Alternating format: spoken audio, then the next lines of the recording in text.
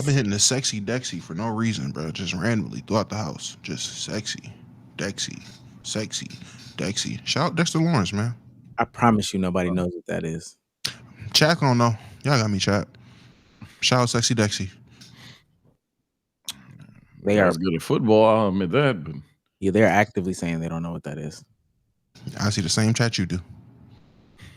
Yeah, and they're saying they don't know what that is. Not true. What are they saying? Well, chat's refusing to. Now it's rolling. Now it's rolling. there they go. They ain't saying nothing now. Yeah. Just a bunch of yours. Yeah, they don't know who that is, and that's not a problem that they don't know who it is. It's crazy. Fuck. Dexter Lawrence, the defensive tackle for the New York Giants. The one that got his fingers blown off? No, that's different era, Unc. Different era, Unc. Is that Ndamukong Suh? No. Nah, he stomps on fingers. Yeah, he does. I miss Donkey Kong. Who is it? You're not saying who it is. I just said who it was. All right. Dexter Lawrence, the defensive tackle for the New York Giants. I don't know what else to say after that. Michael Strahan? That's the gap guy. 4 extra play for the Giants? Chat's horrible. Are you talking about Refrigerator Perry? Are you just gonna name older and older players? Because I don't know if that's who you're talking about. Chat, does anybody else hit the sexy Dexy randomly? Please, I'm not the only one. I can't be the only one. Is it a new dance? I mean, he's been doing it, but it just caught like TikTok traction recently. Just called TikTok traction. So all the kids doing it now. Oh no. We gotta have conversation. I was having conversations Sunday about the whole David thing. Mm-hmm. Not saying about what you just said specifically. We have to start judging older people who do younger people things. You're already doing it with spring break. Yeah, we gotta get more harsher. We harsh enough, man. Nah. Some would say we're too harsh. We don't let everybody have no fun. No, because the problem, you know what the problem is? What's the problem, man? You get to this like justification game, like what's wrong with him doing this? He's having fun doing that. Boom. Sex with an 11-year-old. Boom. What? That's kind of crazy. That's a crazy pipeline. Wait. Is that not an insane pipeline? No, man. No, say just zoned out and the next thing you heard was boom. Because people would justify, oh yeah, why? What's wrong with this person being in a Discord with this person? Yeah, they're just chatting. They're in the then it's just dick pics. You're right. Yeah, that's what I'm saying. Actually, I'm on your side. You're right. What was so wrong with Adam just shadowing all those underground teenage rappers? Sex with teenagers. That's what was so wrong. Yeah, we gotta start having real conversations about some of this stuff. Stop giving excuses. So what? He went to the Minecraft movie on a Wednesday at 3. And don't judge him. Yeah, he's trying to pick up babies. Why would it be a problem if Keemstar hosted numerous Minecraft tournaments and events? 19-year-old girlfriend. It's what it is. All right. Yeah. I don't understand. Ladies and gentlemen. Oh man, that again. He's on fire. Dang, we're live again. Welcome back. Playback. Welcome back to another episode of the Let's Keep It a Buck podcast, the only podcast in which, in once and wherewithal, we do something different every single time. I got the guys here with me. Sage, how you doing today? I'm doing good. As the title says, a bit disappointed in things, but disappointed in him. Should have never made the word. But outside of that, I'm doing good, charged up. Had some things, but we going 8 days straight on the streams. Tonight it's demon time, but first it's pod time. Let's do it. Okay. B Souls, how you doing today? Doing good, man. Doing good. Bought some Sabrina Carpenter tickets this weekend. Bought some manga. Went to a bookstore. Yeah, man. Had a good little weekend. Yeah.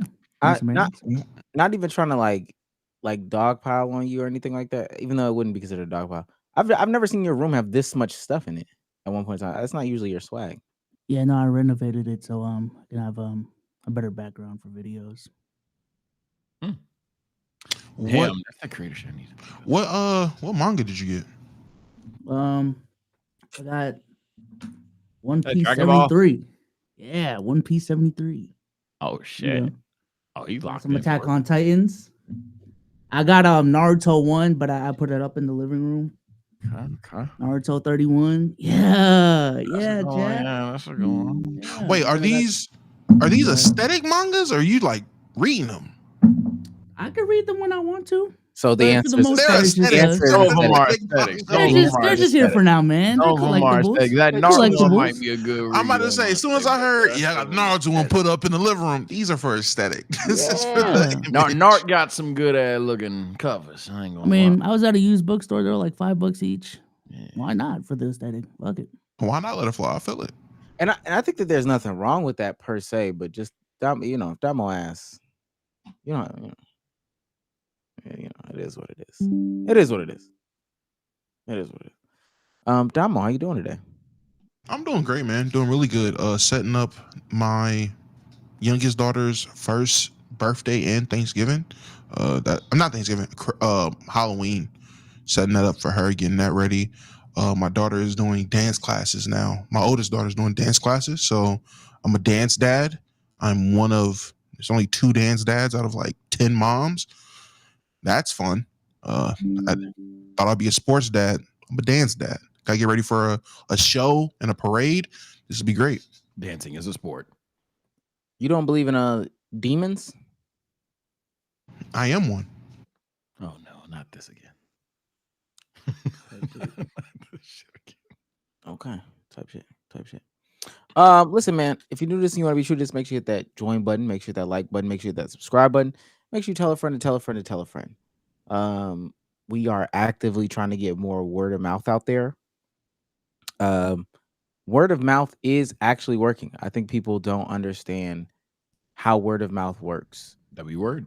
You tell people, they come to the pod. I don't know. Revolutionary stuff. W mouth. Revolutionary Promote stuff. for us for free. Did I say the audio listener? If you're an audio listener, please do a 5-star review. Be so, you got a 5-star review for us? Yeah, this is from TSO Damo. Great group. You guys are really funny and the jokes have helped me get through a lot.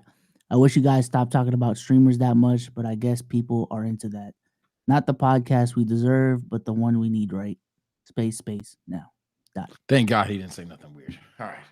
Woo! Okay, cool. I was praying. Let us know what you want us to talk about. Hop in the Discord. The best way to do that is by coming to the stream and getting a gifted membership. He's on fire. Shouts out to Bryce Mason for gifting 2 memberships off the ripper. Listen, we don't want your super chats. Lock them up. There you go. Yeah. Hold on, double checking. Gifted memberships. It's there. We appreciate all contributions equally. It should show up now, chat, right? It's like Yeah. one kid. It's just like one kid. You know what I'm saying? One kid is definitely doing more than the other kid. It still keeps us in this format, though. It doesn't show the vertical thing. That's interesting. Yeah. Shouts out to Black Hoppa for $20. Oh man, that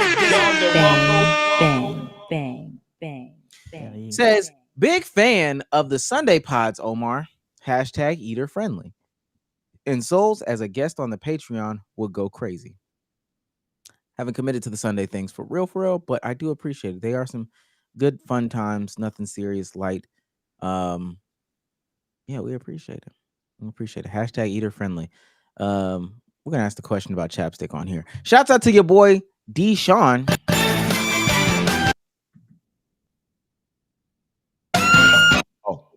Oh. Error. fire. Oh man, not again. For gifting 5 memberships. Listen, if you watched the membership content last week that we told you to, tell us about the pizza in the comment section. Okay? Please tell us about the pizza in the comment section. Simple as that. I rewatched it. That thing. Trauma. Trauma. Without further ado, we'll stop anything we do to read those two. Let's get into the pod, man. Good one. Before we start, I do want to ask y'all what type of lip balm do y'all use? I don't use any. I know it's crazy, but Hot take. If it ain't the max, I got Vaseline, the little mini size John. In a tube or in the little John that you got. You know what I'm saying? Yeah. Oh, the CarMax though, I used to have a little circle John. What I have on me right now is the tube. CarMax or the blue shit that says chapstick? in the tube or Is in a tube. okay. Do you pucker up when you apply? No. No, I don't pucker No up. circumstance am I puckering my lips applying any of. Well, how do you apply then? You take my finger, I keep my hands clean. Oh, well, first. Sage, you do something different. You dip. Yeah. Wait, Damo, you have the tube and you put it on your finger and then you do it? you're muted. You mute it. Oh, that's the CarMax with the tube, Okay. like these. What's stopping you from puckering though? The action Homophobia? of puckering. Yeah. Honestly, yes, the homophobia. Wow. I'm like, let's break the ice. That's what I'm not I'm from a okay different with era. that, and I'm actually leaving the pod now. Yeah. Yeah, let's talk about it. I'm from a different era, man. It's the homophobia. Oh God. Okay. You Type know shit. now. Friend of the show, Uncle Spam bites the chapstick. He takes a little nibble and then puts it in his lips. That tracks. He's so afraid of being called zesty that he actually does do that. I don't know. Yeah, kind of. Yeah, that's a little strange. Breaking news. This is super breaking news. They have just discovered what causes autism in babies. SpongeBob. They have just discovered what causes autism in babies. It's something that people have been using for a long time. I use it a lot. I too as well use it a lot as well too. Any guesses? But before all my reviews, because I know. Any guesses? Caffeine? Omar doesn't drink caffeine, does he? No. Oh, I didn't know that. You know that I'm drinking caffeine. Yeah, I didn't know that. Condoms? Omar doesn't use condoms. Okay. Again, I didn't know that. No, you did not. We've had these discussions on the pod, though. I did not. I did not know. Okay, now you going. Okay. No. I I know. know You you gonna pay didn't. me as a dick Insane. watcher, huh? Okay. Sage, did you know I use condoms or didn't use I condoms? did not know. Thank Dan. you, I promise you. Sage. I promise you. It is. did I not got the answer. mentally keep It that. is Tylenol. Oh wow. That's what It he will said. be notified effective immediately. The FDA will be notifying physicians that the use of well, let's see how we say that. Acetaminophen. Is that okay? Which is basically commonly known as Tylenol during pregnancy, can be associated with a very increased risk of autism. Effective. Oh, so it's only for women? It's the dumbest shit I've ever heard. If you can't say it, get somebody else to say it first of all. So, what is this? Miniature? Oh, he said, hold on, let me see if this is okay to say. Yeah. I know this isn't like the best line for me to say, but yeah, y'all have that professionalism conversation. It's one of them times where we might want to recite the word a couple of times before we say that to America, man. Just because you're the president, you don't want to seem dumb. Want high standards, Sage? I don't know. No. It's my president. Yeah. yeah. You got me. Yep. You just want them to be able to say, Damn. like, in the conversation of what causes autism. Yeah, it's just don't. Commonly Go ahead. known as Tylenol during pregnancy can be associated with a very increased risk of autism. So taking Tylenol is not good. All right, I'll say it. It's not good. For this He'll say reason, it. they are strongly recommending that women limit Tylenol use during pregnancy unless medically necessary. That commonly It's not good. Yo. They hate women during pregnancy. Not only can you not get an aberration now, can't even take Tylenol when you're in pain. This is insane. It's bad. They just want you to Ibuprofen, suffer. man. They just want you to Ibuprofen. suffer during pregnancy. He said it's Not good. Yo, I'll just say it. Not good. Yeah, I'm tired of sugarcoating this. Okay, it's not good. Can I ask a serious question? Who's worse on a microphone addressing the public? Oh, I know where you're going. First, yeah, that was hard. Donald Trump? Adam Silver? Donald Trump. Adam Silver. Actually, no, Adam Silver. No conversation. I lied. Adam Silver. Adam Omar? They are. Silver. Adam Silver. The stuttering is crazy bad. Donald Trump, because he could have literally like addressed those words. Yeah, I see somebody say tie. I'm gonna have to take the cop out. It's a tie. Trump I can't will even say believe something it. dumber, but at least with conviction or charisma.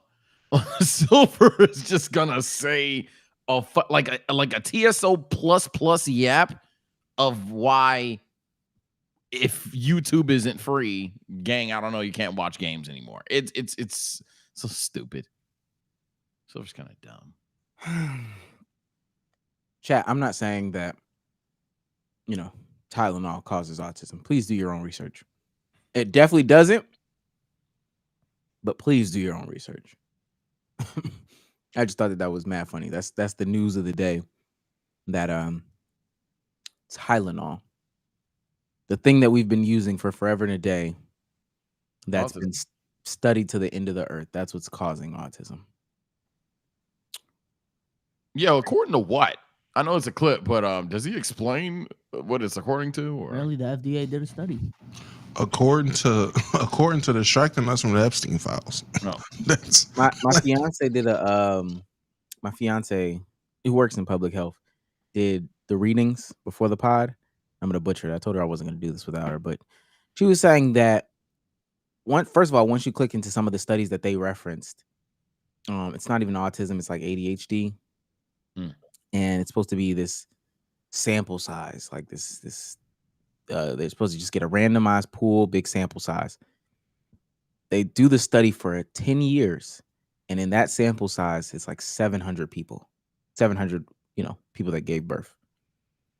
Not a lot of people in a 10-year sample size. There's singular hospitals in one afternoon that deliver like 700 babies, gang. So one of the big things was that Amish people don't have they don't have a lot of autism. Why? Probably because they don't get tested, but I'm gonna say they don't get diagnosed. That's who would have thought? Yeah, man. I can't be on the spectrum if I don't know what the spectrum is. How can I be on something that I don't even know what it is? Come on, man, think about it. I was gonna say the technology. I'm like, dang, the technology making us autistic.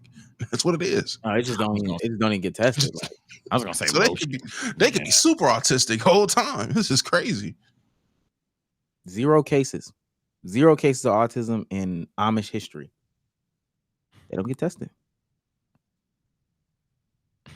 That's unique. The Amish are strange people. Oh, here we go. They Get us are. Amish chat. What you call it? Y'all see that interview of the Amish dude saying what they do for fun on the weekends? They sneak off and go listen to Lil Baby and Gunna. I was like, Lil Baby and Gunna in 25? Oh my Yeah. god. Yeah. 2018, man. Y'all are behind. This is crazy. Come on, man. I do got a question for y'all because this is just came out in the WNBA verse. How do y'all feel about co-awards? Yeah, don't like them. Pick one, man. I love them if it makes sense. If it makes sense, I'm all for it. Never makes sense. MICKEYMOUSE. So we could probably do the exercise. So what had happened was not MVP. MVP would have set like the world on fire if there was Co's. Defensive player of the year. They have DPOY. 29 first place votes for Asia Wilson and 29 first place votes for Alana Smith, who is the center for the Minnesota Lynx. Right? Let's make our cases, though. We got to make our basketball cases. Alana Smith, 135 total blocks and steals, 12 games with +2 blocks and +2 steals. Best defensive rating by a team in the league. 1.9 blocks, so 2 blocks a game, 1.3 steals, 53% blocks, 24% steals. One of two players to total 80 plus blocks and 50 plus steals, ranked third in blocks per game and block percentage. And she has like the lowest opponent field goal percentage in the league, right? They score the worst on her. Asia, or blocks, 156, 18 games with 3 blocks. Number 1 in blocks, number 4 in steals, 2.3 blocks, 2 steals, 56% block percentage, which if I'm not mistaken is higher, than 53. And then 0.1% higher steal percentage. Only player with total 80 plus blocks and 60 plus steals, led the league in blocks per game for the 4th straight year. But the caveat here, 8th best defense in the league or some shit like that. Sounds like you can pick one. I don't know, man. Hey, look, for me, I'm not a fan of the co-awards only because usually speaking, we've had way stupider debate with honestly even less decisive evidence, let alone the opposite. We've had dumber debates with significantly more decisive evidence. Regardless of that, at some point, just make a goddamn decision. I think for me, the only way that I would ever be like, okay, you know what, screw it, it's a tie, is if quite literally of every metric possible, it's just so congruent with these two people that it's just a matter of like opposite days that they played. Like, I guess you played on Monday and you played on Tuesday. So at that point, whatever, I'm looking at them again. I didn't watch the games, so I'm not going to tell you that the other woman or whoever won or whoever was the better defensive player truly is the defense player. I didn't see the games, but it seems like at least statistically there's a bias to one side. If you think the on-court test makes it up, cool. I think there needs to be an odd amount of voters so it's not a tie. Well, If there is, go ahead. go ahead. No, go ahead. I was just about to say, if there is a tie, just do a tiebreaker. I mean, that's just how simple it is to me. That's what I was gonna say. Even with the odd amount of voters, so the way that the votes kind of shook out, there's like 72 voters this year, but they vote for other people. Here's the votes right here. They vote for other people, so like even with an odd amount of voters, they still could shake out. 29 here, 29 here, 9 here, 3 here, 2 here. What's interesting here though is the 2 for Nafisa Collier. There's only 2 teams. There's only one team that has 2 vote getters, and literally these 2 people could have just been like, "Yeah, I'm not gonna lie. This person is like a better defender than Nafisa Collier. We should just give our 2 votes here to this person because she's clearly more important to the defense than Nafisa Collier." Wait, But do they have an even amount of voters? They have an even amount of voters. But even with an odd amount of voters, so there's 72. Let's just say there's 71 though. But if the one person, like we take away 1 vote from here, they would still both have 29. No, that's fine. I'm just talking about for a tiebreaker because in the case of a tiebreaker, the 29 that voted for each, they wouldn't be able to vote again. Just stick with your vote. But from the remainder, there was an even number, so there could still be a tie in the tiebreaker. That's why I think they should make it odd. Oh, so what's your tie? That was gonna be the next thing. What is the tiebreaker? So pull up the graphic again. Yeah. The graphic or the The voting graphic. All right, so my idea would be the 29 who voted for Alana, the 29 who voted for Asia. Y'all can't vote. You already voted. You know what I'm saying? Stick with your vote. Was it 9 plus 3? So that's 12 plus 2. That's 14. Those are the only ones who can vote in the tiebreaker. This is why it should be odd, though, because at that point it becomes an odd vote for just 2 options. So there would have to be a winner. Yeah, because if they messed around and just went 7 and 7, we were back in the same situation. So to prevent that, I'm gonna be hot. I'm gonna be honest. I have no issues when it's this close.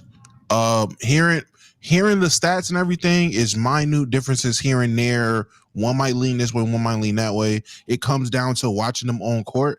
As long as it's not egregious for it to be a co-defensive player of the year, I'm for it. If y'all were that close, hell, y'all both get it.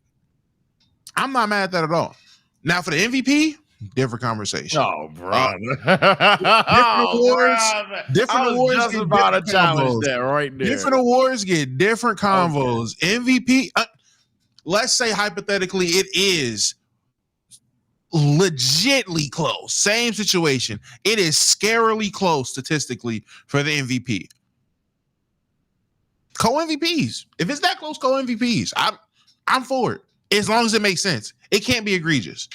I don't even necessarily think it's because I see some criticism of it. I don't even think it's necessarily a bad thing to not desire or not be fond of the co-MVPs, co-DPOYs, anything like that. That's just because ultimately, and we say this every time awards are handed out, we shouldn't care regardless. Like the key word here is I think that it's Mickey to do it. I think it's very kind of a lazy cop-out PC thing to do. Gray area Sage saying that, mind you. But when it comes to like, if I'm in WNBA fan or NBA fan or NFL fan, whatever sports fan, and someone is second place MVP, gang, that doesn't matter because the best player in the world weren't even top 3 or something like that. Like it shouldn't affect people the way that it does. Furthermore, I 1,000,000% retweet what Soul said. If there's a tie, anyone whose vote did not matter, whether it was a first place, second place, third place system, or it was just a ton of first place votes, whatever case may be, every person whose vote didn't matter, could you come back, gang, 1 or 2 options. Odd number of those people, keep it pushing. I think it's very simple. I think it's already respectful, considering it would probably be big boy news if we had to have a second wave of voting because it's that close. That already would imply that, it's essentially a co-MVP thing going on, but now it's just come down to these voters. And furthermore, just to really harp home on the why do you care thing, and when it comes to voting, it's not you voting, it's not even the fans voting. Fans are biased as hell. It's people that y'all hate listening to voting. You know what I'm saying? We could sit there and look up who's voted on NBA awards, because I get most of this chat doesn't watch the WNBA. We could sit there and look up those names, and y'all would be like, why the fuck do they gotta vote? So it's not reductive, it's not insulting, it's not being nostalgic or whatever the case may be to not desire co-MVPs. No, just make a damn decision. Who cares? Yeah, I've maintained this on here. I've maintained this in any conversation, whether it be movies, music, sports, whatever. Awards don't matter. Awards literally don't matter. Reception, critical, uncritical, none of it matters. Like I do not believe that none of it matters. I believe that none of it matters. Which ultimately transitions us into our main topic. Him came out. And I saw that without knowing y'all itinerary, so that's just me. You did anybody see the movie? I know nobody saw that movie. Oh, I saw it. Oh, you saw it? I paid my money to see it. I did not see it. I drove 40 minutes to see it. I was gonna see it. IMAX? No. Yes. Yes. Okay. I didn't really care, you know. Tell us about the movie. Did it? None of y'all saw it? Man, you know we don't care about spoilers, man. That was about the movie. All right. I'm not paying, man. Even when it's tomorrow's $5, I'm not paying to see that movie. Okay. You know, I'm typically the positive guy of the pod. Hey, how y'all doing? I gotta keep it a bean. That is the most painfully mid movie I've seen in maybe 10 years. painfully mid. I mean, the trailer looks so good. It's so promising in the trailer. I'm over here, and y'all know I think Sinners is scary. Everybody done lit me up to be like, yo, bro, come on, bro. It's going to be a thriller. It's not going to be scary. Bang, bang. I'm like, all right, bet. You know what? Screw it. Fine. I go see the movie. I go see that movie, bro. That show, it insists upon itself. And I don't mean that in the sense of just telling jokes. I think literally the plot and the setting and even the characters to a degree set it up to where it could have been a very interesting story. But first things first, it's not fleshed out. It's literally a too short film. It's way too short. It's like an hour, 30 minutes at best. 46, I think, is the exact answer. And then on top of that, it kind of 46 minutes. 1 hour, 46 minutes. Oh, 1 hour and 46 minutes. Okay, I was about to say, what the? No. If it was 46 minutes, I would have got my money back. I swear I would have got my money back. Shit. Okay, keep going. But yeah, and here's the thing. Someone's saying mid isn't bad or mid isn't just mid. It's mid isn't mid because it has some good aspects to it. Again, I think the concept of it was pretty creative. I think the ambition of the main character is simple, but yet it works. And he just wants to be the very best that no one ever was.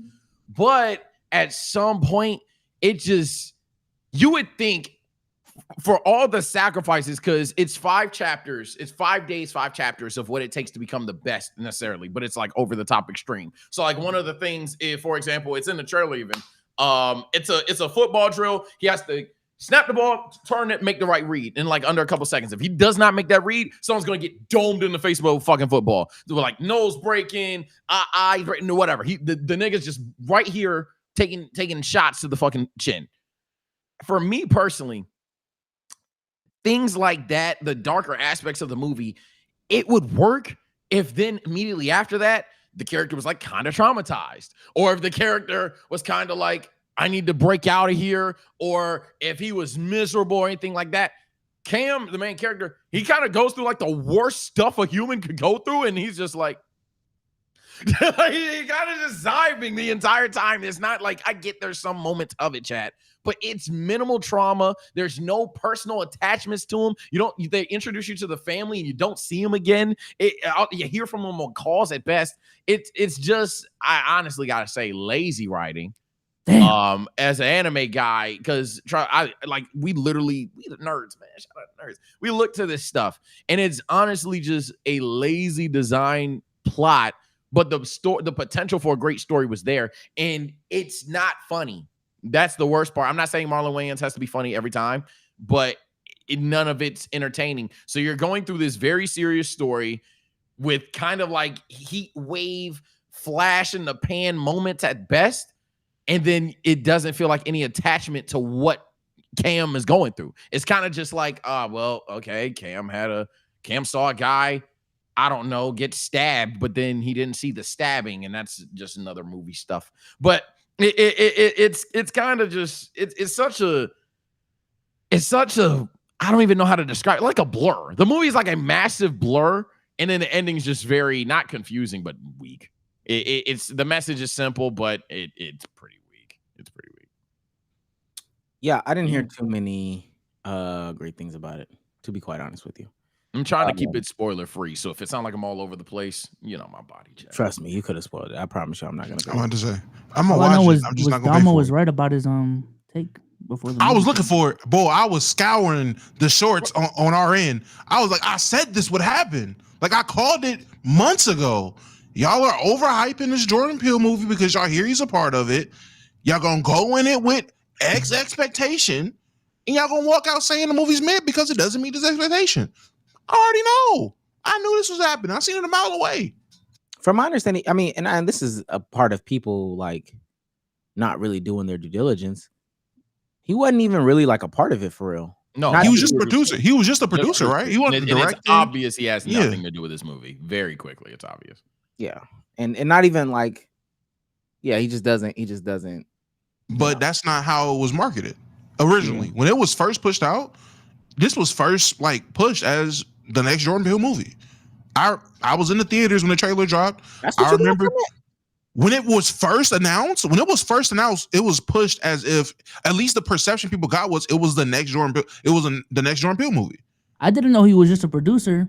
till after the reviews. Thank you. Like, because I didn't everybody realize- wants to save his name because it really, like, you sit down and in 20 minutes you realize, okay, it looks like a Jordan Peele movie. It does not feel like one. Furthermore, I forgot to mention, side note, the scary part of it, there's only like 2 jump scares. And this is coming from me. hey, take that for what you want, Well, I think chat. it's supposed to be like a thriller, though. Like, were you thrilled? This is coming from me. I think Sinners, when they're dancing outside the barn, was scary. I promise you, there was at best one half decently scary thrill, whatever in this. It's not scary. I'm not gonna hold you, Sage. After your take on Sinners, I'm taking that with a grain of salt. I feel like you think Finding Nemo was a thriller with the darkness. Like, I'm about to say, your standards for scary are so low. So I'm taking that with a grain of salt, bro. In my opinion, this isn't a scary. It's nothing scary about this movie. Then, if that's what he's saying, Should a comedy. Well, so Should a children's movie. the problem with reviews a documentary. is that everybody can have one. So Marlon Wayne had to kind of clap back on this. He says, just to be clear, I think this was on Instagram or something like that. Just to be clear, he's showing that because it wasn't getting good reception. 28% on Rotten Tomatoes from I think this one is the critical reviewer or whatever. A accredited reviewer. Like, these are professional reviewers or some shit like that. 60% on the popcorn meter is like from people that go and buy tickets and then come back. Then he shows White Chicks and shows that White Chicks has 15% on the tomato meter, 55% on the popcorn meter. Says, just to be clear, I respect critics. Their job is to critique. I respect their work. It shapes our industry. But an opinion does not always mean it's everyone's opinion.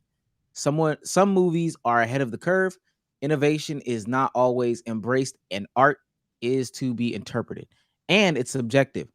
I've had a career of making classic movies that weren't critically received, and those movies went on to be classics. So don't take anyone's opinion. Just go see for yourself. Love to all. Him in theaters now. I guess he put some other movies on there because it looks like Don't Be a Menace is also up there. And I guess he has a bunch of other movies as well. I want to say he used Scary Movie as a example too. Scary Movie had bad like reviews and critiques. I will say that is true. Like, he's not lying. You should go judge the movie for yourself. You should not see that it got a whatever percent on Rotten Tomatoes or it got whatever score and be like, oh, well, yeah, the movie's bad. The movie sucks because it got bad review scores, right? Right? Like, you haven't seen the movie. Go see it. I heard people say it was bad. I'm not calling it bad because I haven't seen it. I'm going to see it first, then make my judgment. But I knew people were going to call it mid. Like, I knew that was going to happen. But he's right. I got to give some pushback. Oh. And this is the premise of like the whole argument. While I understand what he's saying, critic culture runs this world. Like, this is the way that things go. Stuff is too high. People have less trust and less patience. There's too many options. And so, not saying that you have to appeal to them, because I know that there's like a way to game these things, but criticism culture runs this world right now. Movie tickets are, how much did you spend, Sage? Or did she buy the tickets? She. How much did I Wait, you drove 40 minutes to see this by yourself? You know what I'm saying, man? All gang, I ain't gonna lie. You know what I'm saying, man? No, but how much do you think you spent for real? Probably like 40. Snacks included 50. Like I said. Did you go by yourself for real? I got a sheet right now. I'm checking. No, Yes, did you go with somebody else? Did you go with I went somebody with that one with the Oh, guy, okay. man. I see that smile. No, he went with some hugs. The only reason man. why I Look at asked, him. Went with a group, I'm man. thinking you spent $40 by yourself. I'm like, what? Nah. If I went $40 by myself, I was at one of them theaters that got the drinks. I ain't do all that. And some head. Like, whoa, that's crazy. Man, none of that. No, yeah, the idea of spending like that much money on it, that stuff matters. That stuff matters. Everybody today is doing so much more research, and they have little wiggle room to just go out and experience, right? I have less time. I have less money. I have less energy to be pissed off. I'm already pissed off at the world. The last thing I want to do is spend an hour and some change of my time watching something that's going to piss me off. I need to at least know that there is like borderline okay news about this movie. Wait, so you care about reviews and the critic ratings for movies? Like before you go see one, that's one of the things that you look at to determine if you want to watch a movie? I care about reviews for everything. And I think that that's where the conversation really opens up to. Because this notion of like, yeah, the review is just a review. Like go experience it for yourself. Gang, I don't have the bandwidth to do that. I don't think a lot of people have the bandwidth to do that. Watch the games, man. I don't know, man. Watch the games that's like, is crazy. I get what you're saying too. Like, I'm not gonna act obtuse about it, but like, I don't know that because technically, like, even in the sports realm, like, Wait, you're rich though. I want you to know that. I just want to put that out there. I do want what to does put that that have out. to do with anything? It's just a point. It's a fair point. What? Okay. Anyways, I think we criticize people that get like all of their opinions from like Twitter, like from certain people on Twitter when it comes to basketball. And we tell them all the time to just watch the games. Like, don't take your opinions from NBA Twitter critics. I think in this case, like, there's a similar like sentiment on that front. I do think it's a little bit different though. Because also you're talking about people who have never seen, like they've seen basketball, they got off of basketball, they're trying to get back into basketball, right? I think that's a difference that as compared to like something wholeheartedly new. This is a concept I've never seen before.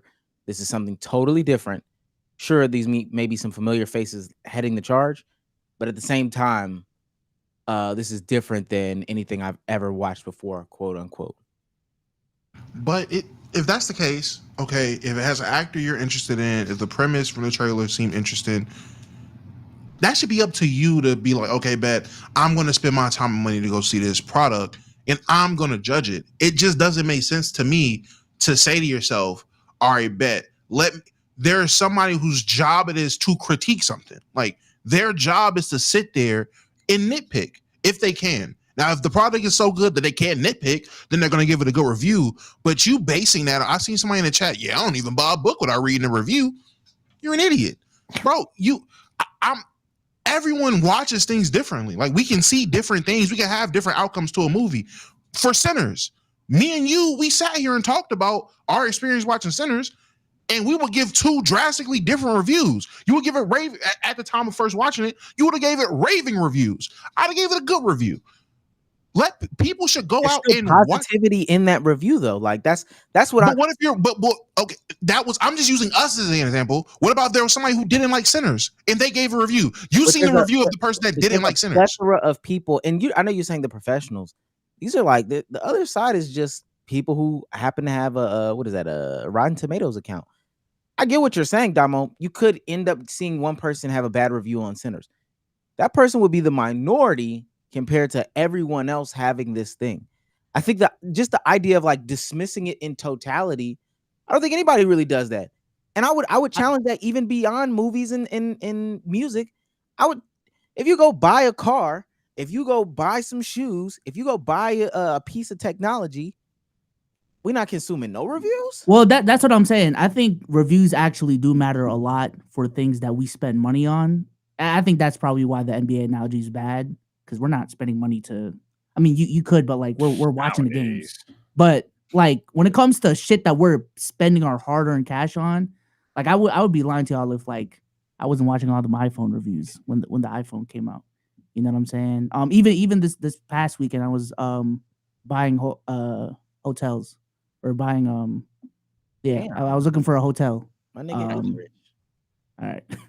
Yeah, I was looking for a hotel and like, the reviews definitely mattered. I seen a review that said 50%. I'm on to the next one. I saw another one that said 80 out of 100. Okay, let's look at this one.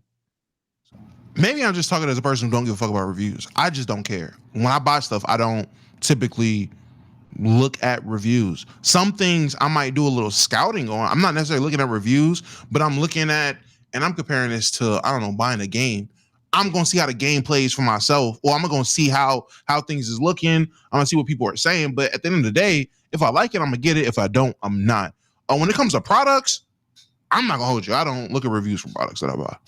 If I want it, I'm gonna get it. If I don't want it, not gonna buy it. It's that simple. If I'm getting a hotel, huh? How do you know if you want it? Because I'm a grown man. If it sounds like I want it, I'm gonna get it. I want some shoes. I like these shoes. I'm gonna get these shoes. If I want a new phone, I like this phone. I'm gonna get this phone. How do you? I'm saying you said you like this phone. How do you know you like this phone? It look cool. They say it got cool camera. It pretty color. It's very simple camera. Is that not a review? That's not a review. That's about the advertising. The advertising is, they have this whatever HD Galaxy blah blah blah blah blah camera. Oh, new camera. Let's fuck with it. I guess I don't know, but I mean, I'm Mr. XR phone, so maybe the phone thing was a bad take. But what about like when you're getting DoorDash like from local restaurants? You don't look at reviews? Hell no. That? Look at the food. Amazon product, you don't look at reviews for? Hell no. Amazon? If I'm on Amazon and I type in what I want, I'm gonna get what I want. I'm not just window shopping on Amazon. I'm not just coming across y'all too. things for you. This is crazy. You live life on the edge. I'm not gonna lie. I'm gonna keep it a bean. I mean, even staying towards TV, because my job is to watch these animes that chat throws at the wall, right? I don't go out there and look for Afro Senju or C-Reacts or whatever YouTubers, professional anime watchers or reactors per se opinion on the show. But I do have a Twitter account, and I do see as the algorithm here's the show that I mentioned for the day, it's gonna pop in on my TL. And if I see 100 tweets and half of them calling it mid, the other half calling it peak, I at least know the show is now polarizing. And if I know the show is now at least polarizing, then when I watch the trailer for myself or watch episode 1 for myself, I will then make my own deduction. So I'm with Damo a little bit in the sense I don't let things sway me per se, but I more so do agree with Bezos and Omar in the sense of there ain't no way that I just don't like look at them like you know what I'm saying? Because I definitely when I buy a car and you show me a picture on CarMax, I'm like yeah, who's selling me this car? Like for everyone who's selling me this car, I need someone to at least know who's selling me this car, or I need at least some statistical data on you in regards. So maybe CarMax would be the review itself, right? Or some of the Carfax, would be the review itself or something. I need some data on something before I make a level of a purchase. I do think if movies hypothetically were free, or if you watch them in a free way, then that's where this conversation gets extremely different. I might be on Damo's side because, for example, I'm hardcore against this with music. I do think it's corny that people wait for the act tweet of how much an album sold. Okay, this album was fire. I think that's extremely corny. So it's about the fact that we spending our money on it. To be honest. I just want to clarify because I'm reading the chat and people are like, nah, this is a bit, nah. I want y'all, I'm being 100% honest. I can call my girl and you ask. We have arguments about this all the time because she's misreview. Gang, I don't read reviews. Like I don't read reviews for places. If there's a new restaurant, I'm just gonna try the food. Like if case in point, my fault. Sorry, but like when new restaurant, let's say right now, y'all got the women's out there. You want to take a girl on a date and you want to go to a new restaurant. How do y'all go about it? Do y'all look on TikTok? I'm not going to a new restaurant. You're not going to a new restaurant. Or like I'm not taking a new date to a new restaurant. This is why I had hugs in second grade. Let's say you want to go to a new restaurant. Whatever the case may be, you want to go to a new restaurant. How would you go about finding said and deciding on said new restaurant? Would it not be reviews, or would you just like scroll? This plate looks cool. Oh no, deadass. Because I've recently done this to find new restaurants. Now I'll go on TikTok, new restaurant or trendy restaurant or popular, whatever it is, restaurant in Charlotte or Salisbury. Look, top 5 places you gotta eat at. Number 5, Chattabonga. What's Chattabonga? Type in Chattabonga. Oh, seafood, babe. You want seafood? It's a new seafood spot. Fuck it, let's try it. And that's the question. Is that a review? Yeah, I would call that a review. I would call that a review. That's why I'm. Is that not a review? What the fuck? Yeah, I would call that a review. I'm not taking. I don't think that's a review. But it is. Like that's them reviewing. Is that a review? Yes, that's them putting it in order. I would think a review is them explaining or detailing about the place or telling you even a about the food reference, or I would anything. argue is a review. Oh, Even that's a referral, review I would then, argue is I a review. guess, but I don't think that's a review. The way I would do it says, yeah, I would go see, and I think that this is like, even to Marlon Wayne's point, this review is not my end all be all, because I also know this about reviews, which brings me to the next thing. People review things unfairly, like they just do, right? And reviews lack a lot of context. Now, I can critically think, right? So, same situation with the restaurant. If I see a bunch of 1-star reviews, only 1-star reviews, I understand. The restaurant's probably bad. But I see some 1-star reviews sprinkled in with some 4s and some 5s and some 3s. Hey, I understand that even my favorite restaurant that I like, Big Daddy's, the restaurant, some days it's a 5, some days it is a 1, right? So I understand that. But I can take a lot of the information that they have, pictures of the food, reviews, TikTok stuff, and put like just my own contextual mind behind it, and then go ahead and decide to move on there. Because I don't like, again, this is the conversation about review culture. I don't like channels like CinemaSins or what's the Critical Drinker, that one drunk guy that be doing the reviews on movies and stuff like that, or Awful Coaching. I think all of those people are like bad faith in their arguments, and I I get don't that. even think those are reviewers. Those are just grifters at that point. But that's what the review game is, though. Like, there's some grift to the review game, but people think that those people are reviewers and they'll base their music movie opinions based off of those people. That's fair. I mean, I think there's a healthy balance of like taking in a review and also having your own opinion. I don't think you have to be on the extreme of one end or another. By the way, Chad, I'll pick a side right now. Some of y'all are saying that's not a review, that's a suggestion or recommendation. Both are synonymous with reviews. You are stupid, and I'm down with that. I'm sorry. Look, I'm not the smartest guy. Sometimes my durag's too tight, but holy shit. Some of y'all just said some BS, bro. A suggestion and a recommendation is a positive review. Y'all are crazy. Y'all are insane, bro. And I mean, ultimately, like, Oh my God. Marlon Wayans, you made your movie is something that you're gonna stick on, and you're right about these things becoming classics or whatever. You just can't say for every movie. That's my thing. Objectively speaking, like, those movies aren't good movies. Like, they're not good movies. Yeah, they're just culture. They're not. Yeah, I would argue that Don't Be a Menace to Society is not a good drinking Soul juice. Plane's a -10. That's I not. love Well, I'm just saying for like any future release that he has, he can't always be like, I mean, go see it for yourself. I mean, he could, but Yeah, it it's would not be really a bad PR. movie. You just, it's in the eye of the beholder. Like, Can I say something about before I go? I want to say something about this because I've seen it happen twice now. The last 2 movies, I've shot a 3 based on the fact that a good actor was in it. It happened with Taraji P. and Straw, and it's definitely with Marlon Wayans in this movie. You can be a great actor with a bad role, gang. Marlon Wayans, if anything, showed me that he doesn't have to always be funny.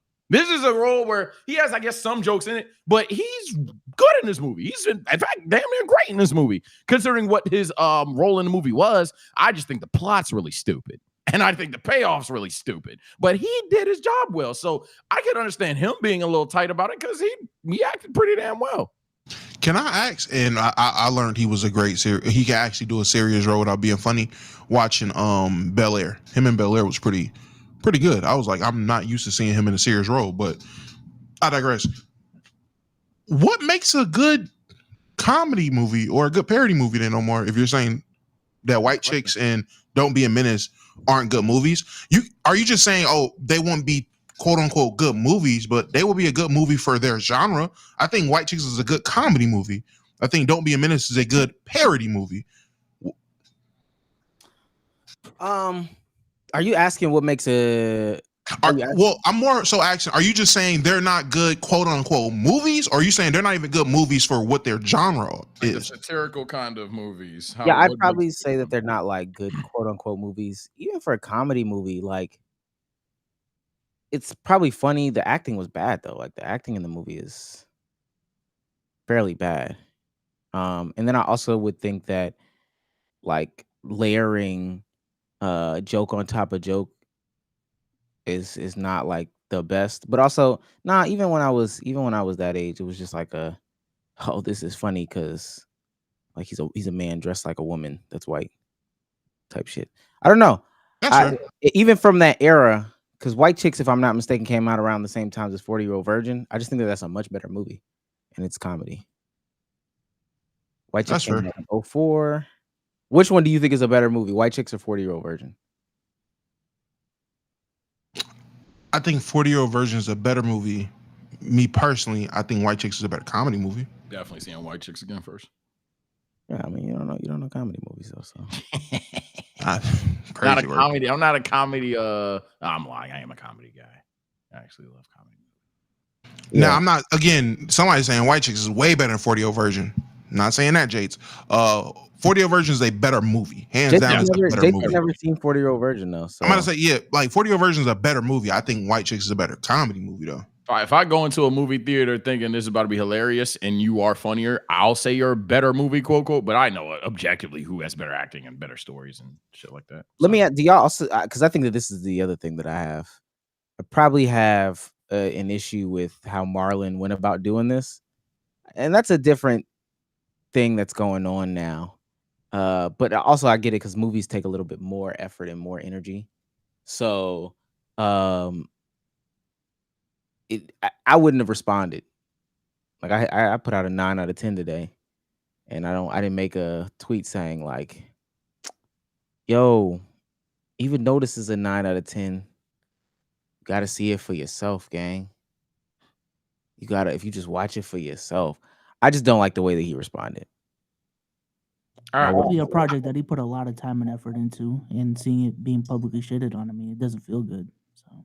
Yeah, I respect it. I just think that it shouldn't be a pattern. That's where I'll be on your side. If he continually does, as Soul said, think about it. If every time a movie is badly perceived, here comes Marlon Wayans reminding you to just go see the movie.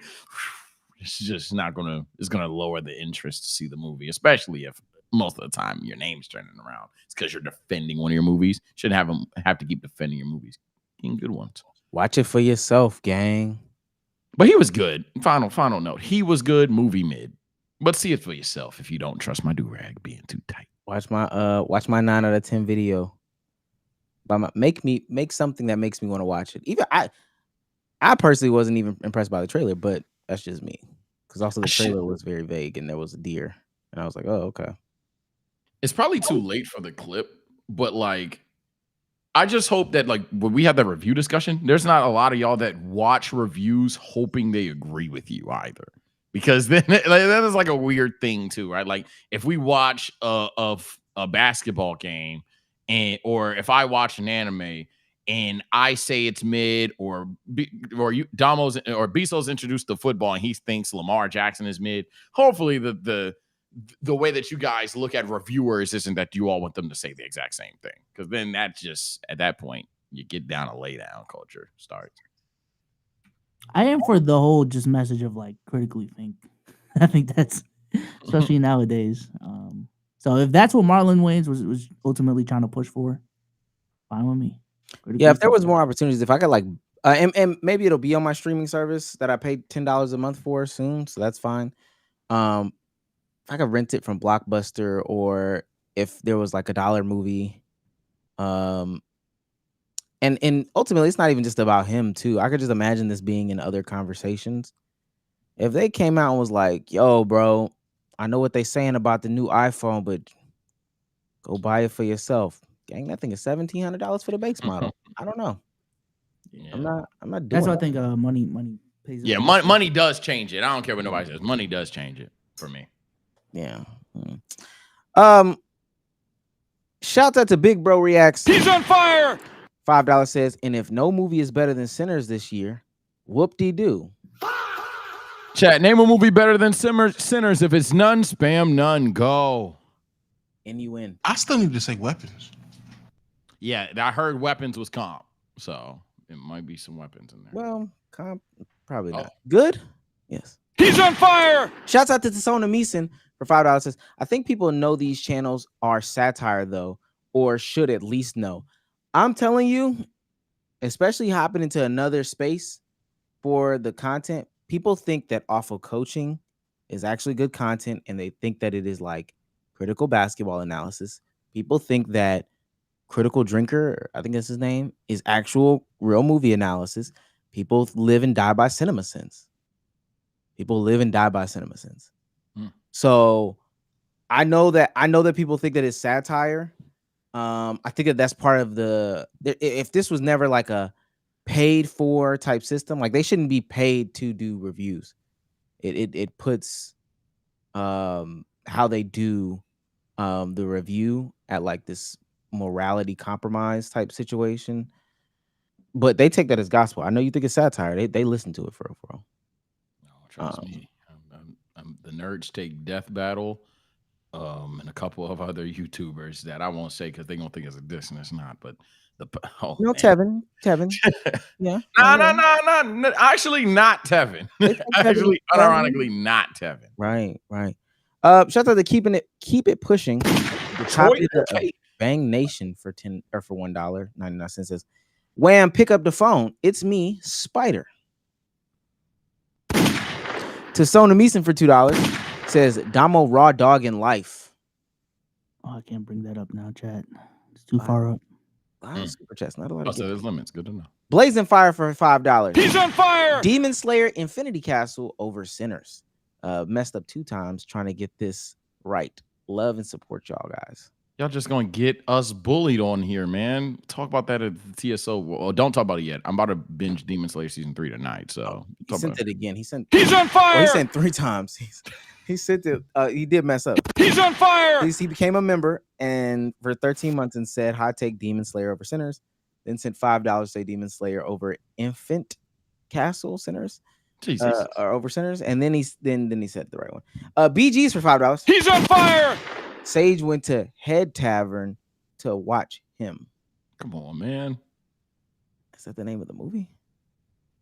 I don't even know what Head Tavern is. Right. Last one to Sona Meeson for $5. He's on fire. That's natural selection at that point. Then, in my opinion, you got to know what you're watching and consuming. I mean, I agree. I just think that again, a lot of people is a consumer overload, and there's too much to consume. So at the same thing, it's like, let's streamline how we do this. If you think about it, think about how many signature, like I'm playing basketball, right? I'm a high school kid. Need me a basketball shoe. Think about how many basketball shoes there are that are just by signature athletes. Adidas probably got 3. Jordan probably got 3 to 4. Reebok got 2. Skechers a bunch of different ones with like different brands now, like Anta. Anta got 2.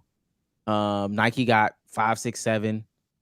And I'm not even that's just the signature athlete one. Jokic got his own. New Balance got their own. That's just the signature athlete ones. Think about the non-signature athlete ones. And then you're telling me just go try it? No, bruh. That's not how that shit work. I gotta have a review system, and I can't be in Foot Locker doing defensive slides with the goddamn shoes on, trying to figure out if it works for me or not. No, that's not how that works. Dama, how'd you buy shoes? Hey! What's up? For basketball. Nigga, put them on. What the Oh fuck? my God. Put them on. I stand up. I hit my stance. Do they feel right? All right, cool. Honestly, when it comes to basketball shoes, I was super simple. Hyperdunks, Hyperfuses. Like, that was it. Like, I'm not about to wear the new Kobe's, fuck that. Hyperdunks, Hyperfuses, let's go play ball. I was there to hoop. I don't give a damn about the shoes. As long as they got grip, I'm cool. I'm going to see how much grip they got on the court. I'm cool. That's it. But I think there's a difference between like when we were younger too, though. Like, it was Hyperdunks, but the Hyperfuse was really just coming out, right? If I'm not mistaken. And then LeBron had a shoe. Kobe had a shoe. Jordans. LeBron shoes sucked. Kobe's, I never wore low top, so Kobe shoes never made sense. They had the real high top ones, but I wasn't getting them. And then I don't know what else you said, but it didn't matter because I'm wearing Hyperdunks or Hyperfuses because those work for me. That was a team shoe too. Oh, I guess you could have went Adidas, but even Adidas. With Adidas, I'm not saying the roses and the Zig-Tags. And the only reason why I had the Zig-Tags is because we were sponsored by Adidas, so they gave us free pairs. I put them on, didn't like them. Where are my hyperfuses? I'm gonna just tape over the Nike logo. Yeah. Now it's just too many options though. Like that's what I'm ultimately saying. It's 50 options per brand. Fuck I'm supposed to do. I don't think that matters to Damo though. Correct me if I'm wrong. Like even now, you would still go to the. Oh yeah, even now I don't give a damn about all these options, bro. Like, what are you here for? Are you here to look cool in shoes, or are you here to play basketball? Like, if my daughters get older, there could be 200 options for shoes. Little girl, what feels good? Can you run? Can you slide? Are you good? Are you sliding on the court? There's 50 shoes that look. One, they perform good, but they also look good, and also. Yeah, Damo, they're also gonna want to look good. I know that's a crazy concept, gang. That's very fine. Motherfuckers wanted to look good when I was hooping too. It's just a mindset thing. I'm a military kid, so it's different. I'm talking about even for like you said, like when your daughters grow up, what feels good. One, there's 50 options that feel good, and then two, I mean, I want to look good too. But the feel good portion too, like how do I pick the feel good? You just gotta try. I get that at that point you gotta try it on, but let me do a review. I don't know. You try on 3 different pairs. They all feel good. Which one of these 3 do you want? So she's doing her own review. Got him. There it is. If she got to do her own review, do her own review, I guess. But we got him, chat. Had to drag it till we got him. He fell for it, Bezos. He fucking fell for it. I know exactly what short I'm gonna do now. I'm gonna write this down. Worst reviewed anime that I like. And click. Naruto. My brain is literally rotted in terms of YouTube sphere, and I hate it here. I'm trying to figure out how I might be like special, because I can't figure out how to make this tier list thing go. How many Tylenol did you have? How many?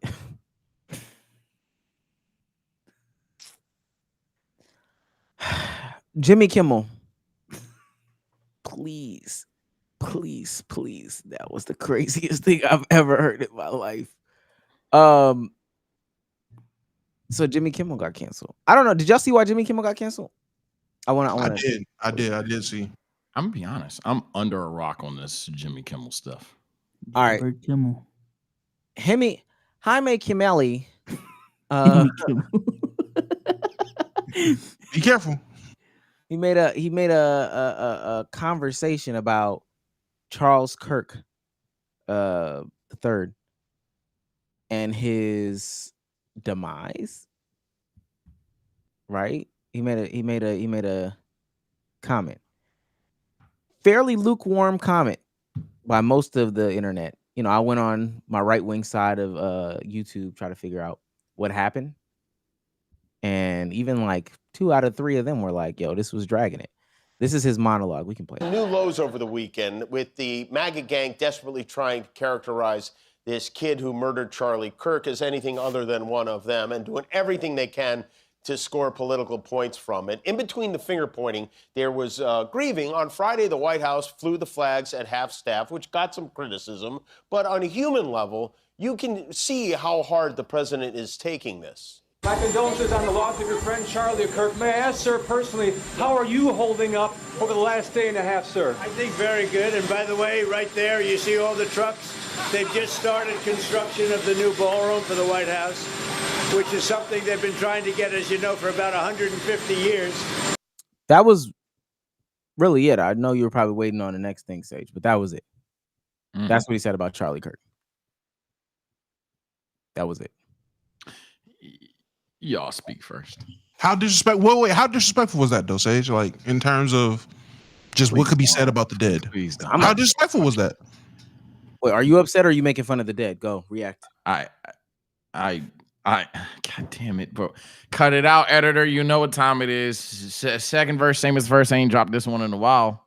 I don't give a flying freak. I don't know what's going on. Not his death. Not about his death. It just this whole situation seems like something about to get dragged because someone had spoke maybe something smart or stupid. That's suspended. I don't I'm know. not gonna lie. It seems like this is just getting this whole thing, let alone what's specific to Jimmy Kimmel is about to get dragged to Narnia. That's what at least sounds like. Sounds like a nothing burger that's made into a something burger. So you don't care about the modern day MLK. What?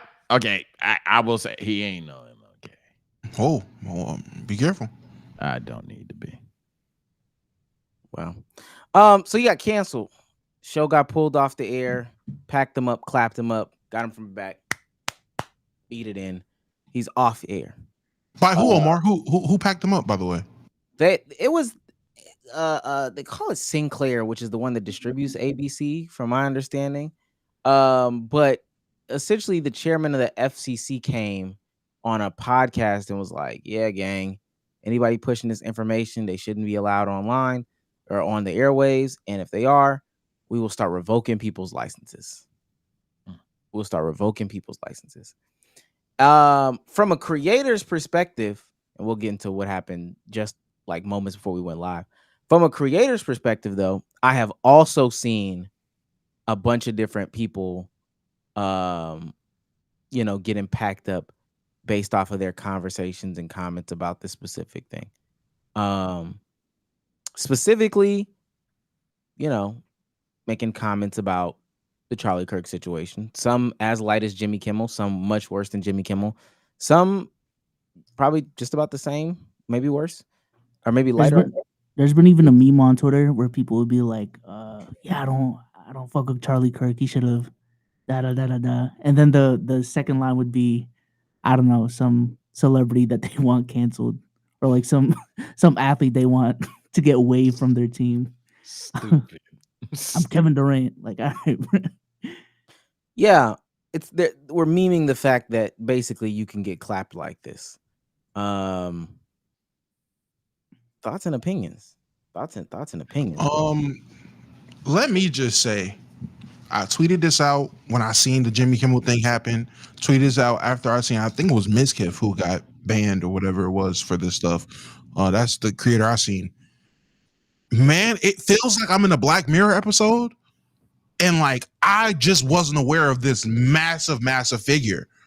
Like I didn't know he was this important, because the links that our government, that powerful people and entities are going to protect his legacy and his name is ridiculous. Jimmy Kimmel said nothing crazy. If anything, he was just like, Trump doesn't care enough. Like Trump seems to be okay. Like that was it. Like Sage, I know he cut it off like in the midst of when I tell you, he was like, yeah, I guess Trump's okay. The joke wasn't even about Charlie, and he got pulled off the air. Like this is the I don't know if y'all seen the memorial services. I don't know if y'all going to y'all local Charlie Kirk memorial service in y'all area. I'm not going to mine's. I'll be damned. I'll get arrested. It's ridiculous. I just feel like I woke up in this strange parallel world where there's this Mandela effect of just something I was not privy to. The amount of people who you can go on you can look up their digital footprint and was dressing up as Trayvon Martin on Halloween, yet are crying that people are saying, yeah, I didn't even know about Charlie Kirk. It's crazy. The links people are going to get people fired, DDoSed, exposed, the threats, everything over that man is crazy. I think this confirmed a belief that I've had about like politics for a very long time now, and I think this is the most clear-cut example of this. Conservatives and Republicans like claiming that they're the anti-cancel culture party never made sense to me, because they are only anti-cancel culture when it comes to the things that they say. They are like the whole like, oh, the left are snowflakes. Y'all are snowflakes just about different shit. Y'all are sensitive just about different shit. Because if a person on the left made a joke about Donald Trump, y'all be fucking crying. That's what we're seeing right now. Same thing with Charlie Kirk. If y'all made a joke about Charlie Kirk, not only would y'all be crying, y'all are also calling for people to get fired now. You know what I'm saying? So that whole sentiment just never made sense for me. I do think it's interesting that like, and I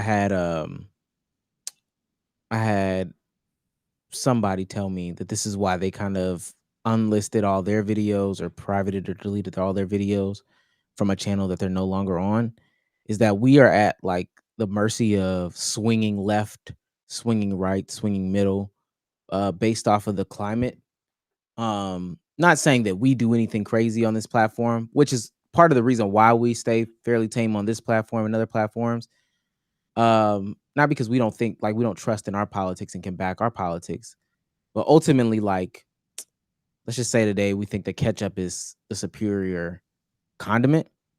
It might be one day where there is a government that's like, yo, you ketchup loving motherfuckers. Anybody who's ever said anything positive about ketchup, we got to get them out of here. Got to get them out of here. And they start looking for our content, and we get impacted because, you know, the ketchup, like they're out for ketchup. Like this, I think that's like the craziest shit in the world. I think that's so crazy. Well, I think it's crazy, and I'm not gonna lie. I didn't realize how sensitive people are being about the Charlie Kirk thing until I looked up. And to anybody that knows about him on YouTube, Josh Johnson, who he does stand up, he uploads his stand up routines. He is literally on top of everything the week it happens. Hell, 48 hours after it happens. When Trump got kaboomed at, the next 2 days, he had a set talking about what happened with Trump, making jokes, making light of it. Gang, he has not touched this Charlie Kirk thing. Outside of these entities pulling people off air and all this crazy stuff I'm seeing on Twitter, that let me know, oh, nah, this is serious. Like, people are really like scared to say anything.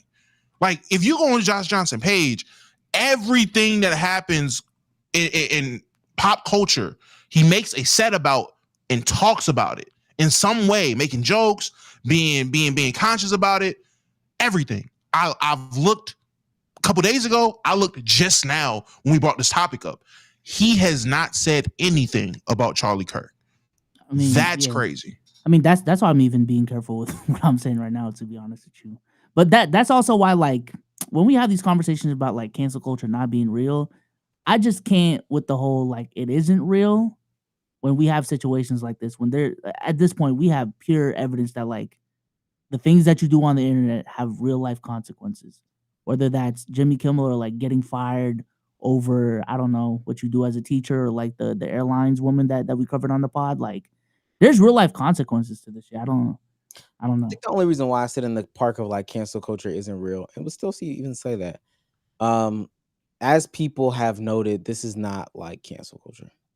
Cancel culture is a little bit different of a thing. This is just silencing. This is just suppression. You know, if we're talking about, I think that the other difference is that's like people that are individuals coming together and removing their support from somebody. Now, maybe the entity does make a move later on down the line, but for the most part, it's just, hey, we're canceling Bobby Lashley. We're not going to go to the shows anymore. We're not going to do X, Y, and Z anymore. Now, does the WWE move him? Maybe, simply because, you know, he's not. These are the reasons why people aren't going to these concerts. But it's not like people aren't watching Jimmy Kimmel because he made this comment. People didn't stop watching him because he made this comment. So that's just overreach by a governmental entity that made like a business move, which. Well, I always viewed canceling as like an overarching thing. Like it's not just a fan thing. Like it could be done by a higher entity. Like my whole thing with cancel culture is just like you did something that people don't fuck with, whether that's a big group of people or just like a certain group of people that really matter. And if they don't like what you did, you're canceled. I don't know. Maybe that's the wrong way of looking at it. I seen a comment asking, I wonder if Schultz talked about it. He did. recently talked about it, but it's tied in with the Jimmy Kimmel thing. He didn't just yeah. You got to watch how these people talk about it. Mhm. They're not. Yeah, they're not just. I'm pretty sure he's not just blatantly getting it off. He's probably dancing around it or tiptoeing. But just the fact that this stuff came out 2 to 4 days ago, like his podcast, they dropped the clip 4 days ago, but it was tied in with Jimmy Kimmel. He just went on his platform and 2 days ago and dropped something, but again, tied in with Jimmy Kimmel. They aren't just. He hasn't dropped anything where it's just solo reactions to what happened to Charlie. Like even Schultz, and Schultz had Trump on the pod. So I mean, I don't know, gang. Like this shit is. It's. I don't want to sound like a pussy. This shit's scary. I'm not gonna lie.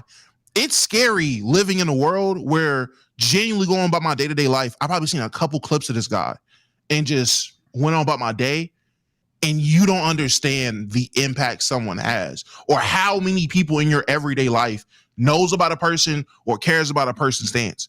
The amount of people in my everyday life, the lady at the register at Food Lion, the lady getting carts at Walmart, the people serving food, whatever, the amount of people in my everyday life wearing Charlie Kirk memorabilia. The amount of people in my everyday life are having conversations on the daily about this man. It's crazy. I just wanted to ask you: Are you more surprised about the people knowing about Charlie Kirk in general, or just like how many conservatives are around you in general? How many conservatives are around me online and in real life? How many people agree with his ideology in my everyday life? That's what I'm surprised about. I'm surprised you're surprised about that. I'm surprised you're surprised about that because you live in the South for what I'm talking about blacks. I'm talking about niggas. Yeah, you live in the South. They never came off as conservative. I'm talking about people who I've never seen them. They did. No, bro. My dad's a conservative. I know what conservatives look like. My dad ran as a conservative. He ran as a Republican for trying to be mayor in Indiana. Like I know what a black conservative looks like. Like I promise you, I can see the signs. There are people who I did not know held these ideologies that are black in my everyday life. Like they never gave it off. I see them, never had conversations about politics. They gave that type of thing off. Niggas ain't never wore a MAGA hat. Niggas ain't never had a thought or opinion or a comment that was like, you vote red. Nothing. I mean, at this point, it's just like he's won twice, so I've definitely come to the terms of like, he had to have won somehow. Like someone got to be voting for him. You live in the South, gang, and I'm pretty sure he won North Carolina. I'm pretty sure your area was red. I'm pretty sure it's happened. It's just been something that's brushed off. My area was blue during the election. My area was blue during the election. Salisbury was blue. My county was blue. Still, how much red? Even if I don't even want to. No, North Carolina was red. North Carolina was red. But it wasn't. It wasn't like a wide margin. Like it was close. It was blue, but it was a close blue. Yeah, I don't. They give it off. I just. I agree. It doesn't come off in everything. It might come off in media. It might come. What is Lil Nas X doing?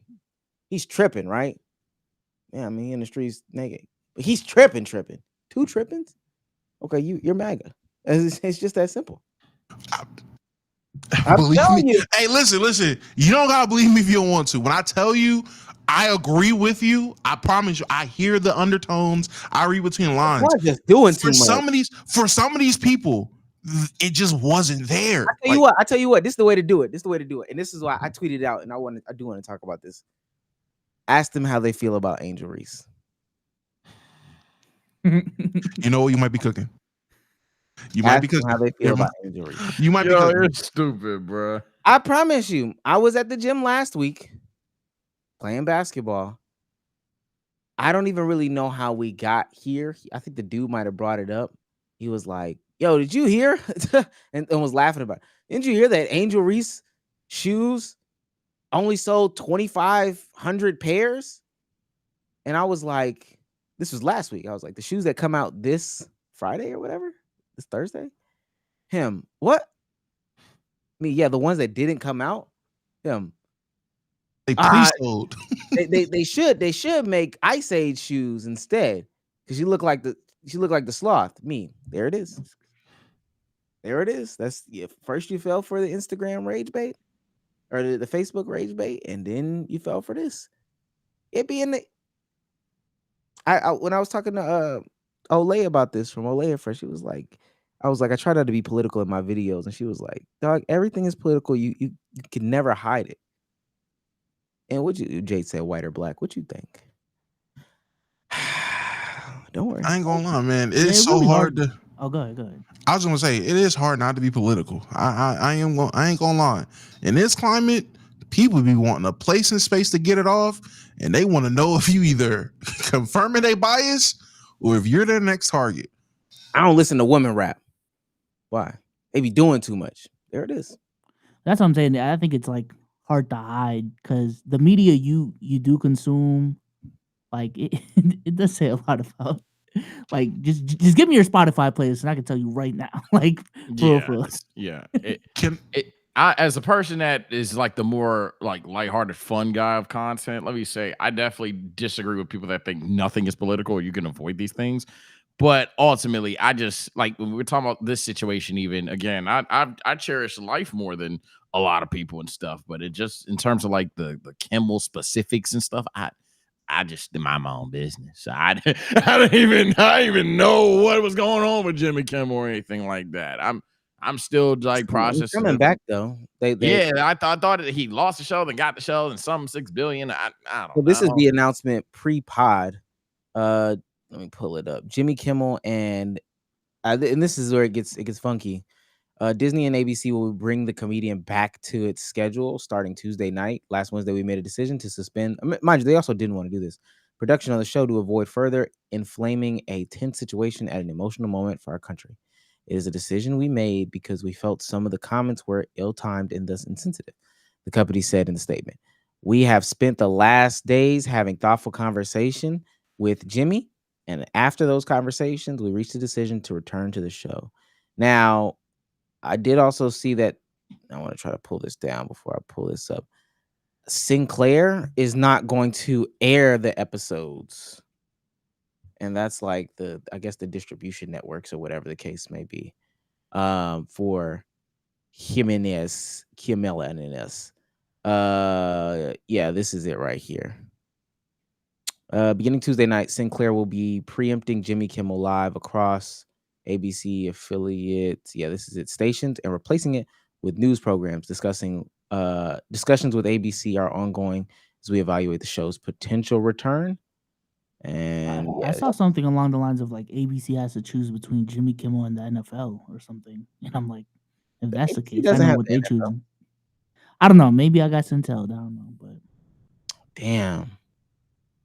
Yeah, but like all that just now, like for me at least, and this is where I pretty much lie with it per se. It's not a matter of like endorsing ignorance or endorsing not learning things, but like I hear all of that and I'm like, cool.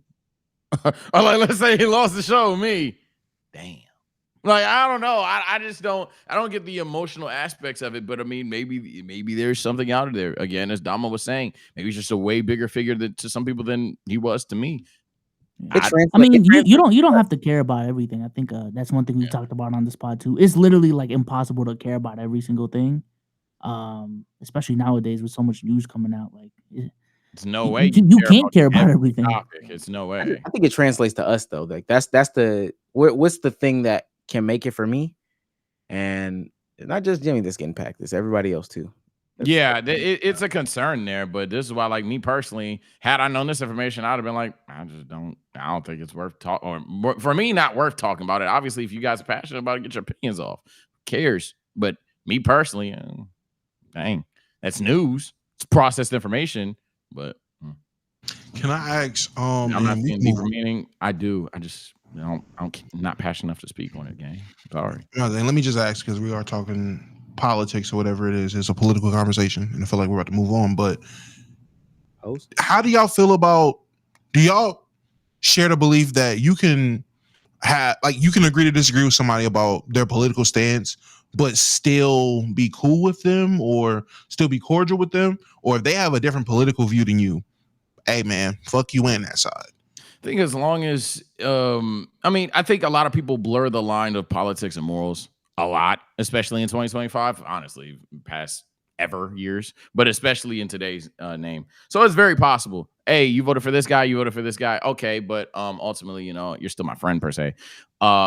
There's certain major points that you could even challenge a person for why they voted for somebody or why they believe in what a person is saying, despite having similar backgrounds, similar communities, similar experiences, even per se, or just like, where's the empathy for a person that is going to make my life harder, even though it might not affect yours? Things like that. All of these things are possible, but ultimately these things are, and this is why, again, no matter what a chatter 242 is going to say, or no matter what a person who agrees or disagrees with my opinion is going to say, I'm not going to be a guy that's going to fake stuff. Ultimately, it's just a matter of how much you put such passion and love on certain subjects to the point that you can no longer just connect with another human being. That's up to you and whatever your morals are. So for me, if you think someone is evil for, eating pancakes more than waffles, then there you go, I guess. But obviously, when it comes to politics, it's way more than pancakes and waffles. There's some things that are just genuine good and bad to a lot of people. And that's why you get you voted for this guy, can't fuck with you. You voted for this guy, block me. You're sad about this, block me. That's why that things happens. I think coexisting and being friends are two different things. Like, I can definitely coexist with people that disagree with me. Being friends, it gets a little harder. Being close friends, it gets even more harder. So I guess that's like the spectrum that I kind of live by. And it also depends on like how hard you go for shit too. You know what I'm saying? Like, if you talk about this 24/7 and you've made it your personality, it definitely makes it harder. But if it's just one of those like one-off, this is just how you believe, but like not really about it for real. You just, you know what I'm saying? Like, I can judge your personality a little bit more on like what you do on a day-by-day basis, and you don't just make politics or your personality, then if you're not pushy about it and stuff too, like, and also you can tell if someone's completely uneducated about something, right? Like, for example, why you vote for Obama? He black. I'm not gonna sit there if I'm anti-Obama and this dude voted for Obama just because he's black. Like, he literally doesn't even know what he's doing per se. So it's just a matter of yeah. And I remember what the guy, the conversation as to why he wanted to talk about the Angel Reese thing. He was talking about podcast topics. The answer is no, Damo. Politics is your personality. Like I said, everything about you is politics. You are political. It just everything that you do, everything that you say, all of it is politics. Like, it just truly is. And especially as somebody who is black, like I see that in a lot of conversations. I might not like outright speak on it all the time because I grew up in the South, and it's just at this point it is what it is. Like, I would literally get tired fighting about it, but it appears in just the most simplest conversations. Like, I'm with you, and your politics show up when the waitress is a Hispanic woman.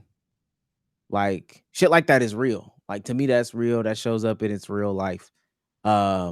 We're out, we're talking about plans to do, and your politics show their head here. It don't gotta be overtly your opinions on the Israel-Palestine conflict, the genocide that's happening over there. It doesn't have to be that, but it can be simple things about I don't know who's the person that was ringing you up when you went into the gas station. We just came back from playing basketball. We stopped at the gas station. You see somebody in there, and you out of pocket. I went and played basketball yesterday. I played basketball yesterday. Went to the park, hooping with some dudes. We're not having no political conversation, overtly political conversation, but somehow the conversation turned into talking about Magic Johnson's son. Your politics are showing. Yeah, you definitely trying to get it off. Your politics are showing, and you know when that is Magic Johnson's son. Y'all know who next? Zaya Wade. Your politics are showing. I remember we were in that space that one time. I was like, do people in y'all's real life say these things? And people were like, yes, they do. Me, that's weird because they don't say those things to me. But it's because I just don't associate with those types of people because that's not my politics. It comes out. It just, trust me. It came out yesterday. I don't even know how the Magic Johnson thing came out. Me, y'all suck out here. What the fuck are we talking about? You talking about they suck, nigga? You suck. Never mind. I only asked because there was this TikToker who recently blew up in the last couple of months doing skits or whatever it is, and he makes a bunch of MAGA jokes or whatever, and he dropped a video just like letting everybody know, yeah, I'm starting to get an influx of a lot of people saying, even though you're on that side, I find you funny, I love your content. What was it? Joe or something like that? Yeah, to do like the slow-mo edits or whatever it is, like whatever it is. But he put that video out and he was like, yeah, I'm getting an influx of these people who are saying, hey, we can have political differences and I can still find you funny and enjoy your content. Man, F y'all. The hell off my page. This is not a page where I'm making jokes because I want to still be cool, which, like, no, if you're on that side politically, F you and that side. Don't be on my page. I don't care if I lose all this newfound people that boost my platform. This is not a platform where I want to be viewed by people I don't like, X, Y, and Z. And I was sitting on a car like, damn. Yeah, that's how it is for a lot of people. Hey, stand on business, twin. It really made me ponder. I was like, man, would I feel that way? Like, if I really was releasing content on basketball, would I really want a bunch of Westbrook fans in my chat? Yo, Westbrook, stand here. Even though you don't like my glorious king, I still value you and I'm gonna give you my view.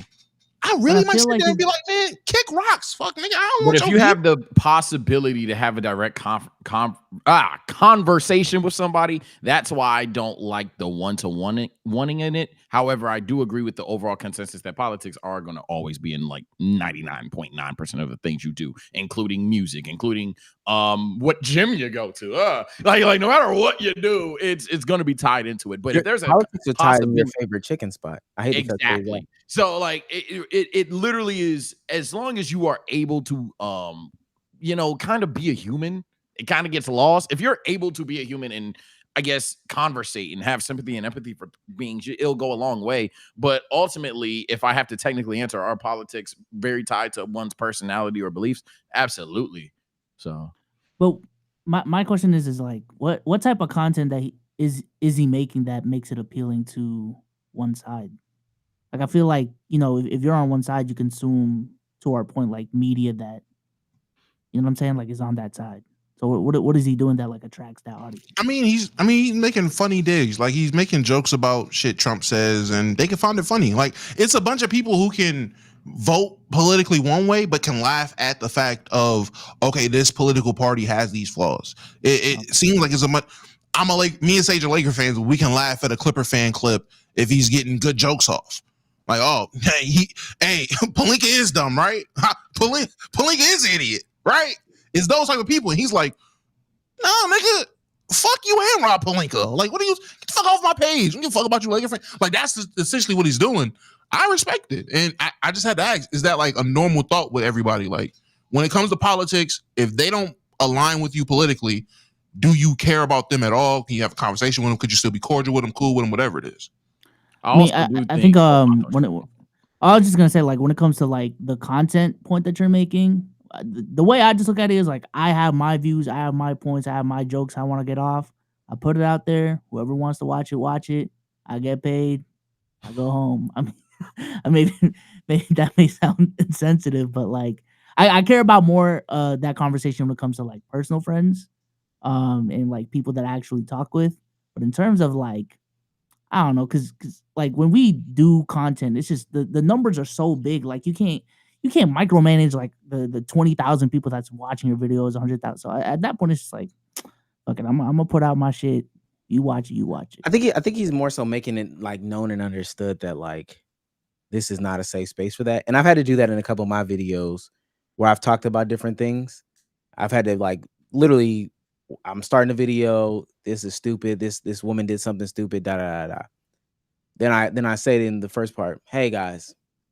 Oh, the roommate shit. The roommate thing. Remember the roommate that was gay and he had the other roommate and they thought he was hitting on or whatever. I was like, quickly into it, I was like, yo, bro, I want y'all to know when y'all getting this thing, he's not a bad person because he's gay. Don't come into this comment section with the homophobia. And people were like, yeah, cool. And as soon as somebody came in there and was like, F this homo or whatever, people in the comments were like, yo, what the fuck going on, gang? Like, this is not that type of community. You don't have to watch it. That's what you fuck with. So that I think that's what he was trying to do, which I can agree with. Like, I need y'all to know, I'm about to talk about him. I mean, I might even talk about his wrist being limp. Probably not, but I might talk about it. Fuck it, I will. This is not a safe space for you to get your homophobic shit off. Because where I make this little joke about his hand like this, you think that that's the invitation to say, like, yeah, this F.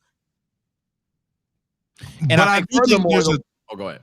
I'm not saying, but I feel like the difference here is he's ragging on Trump and the red, but he also is not.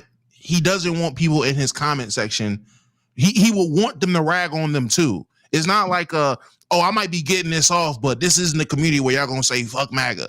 No, he wants them saying fuck MAGA in his chat. He doesn't want the MAGA people being like, oh, that is funny, but nah, for real. Like we do need to abolish gay marriage. Like he's like, no, I don't want you to find common grounds with my comedy. If you are on that man's side, fuck you and him, get out of here. I feel like that's the difference. Like you are saying, oh, I might condemn this gay guy's actions, but we're not about to rag on gays. He's condemning Trump's action and he wants to rag on MAGAs. I'm with all of it. I ain't gonna lie. Fuck it. Curate your community how you see fit. I'm not one to judge you for it, but I definitely think that whether it's listening to a podcast, whether it's understanding years worth of TV hosting, or just having a simple one-to-one in real life conversation, you can really learn more about a person by talking to them. I will always believe that. Or just letting them talk. I learned that a while ago. When you inhabit a new space, you don't gotta say nothing. Just listen. Just whether it's spaces, whether it's a Discord, whether it's the barbershop, just listen to what they're talking about and how they're talking. You will get the gist of who people will let you know who they are in the first 15 minutes of meeting them if you let them talk. And that's all I'm saying.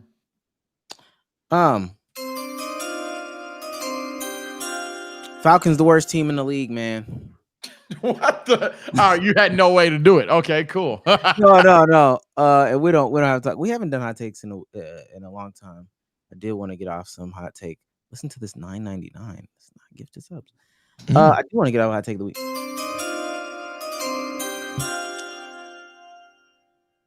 Every other brand is not doing it right. No, let me not even do it like that.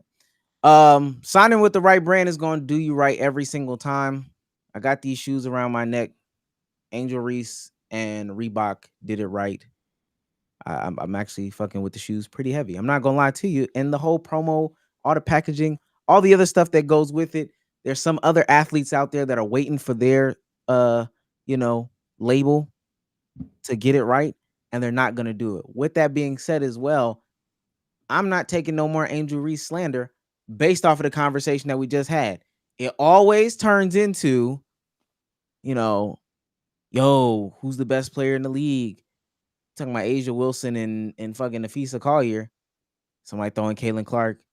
Yeah, what about Angel Reese? As soon as that happens, what's that meme with the headphones? Take this off.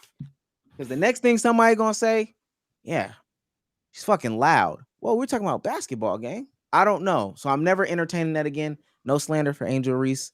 On and off the court, she's doing it big. Shouts out to the shoes, man. What about supporting Caitlin? Because you were definitely the number one Caitlin Clark super fan that like put me on. But ever since the politics have been introduced, has that waned your support of Caitlin?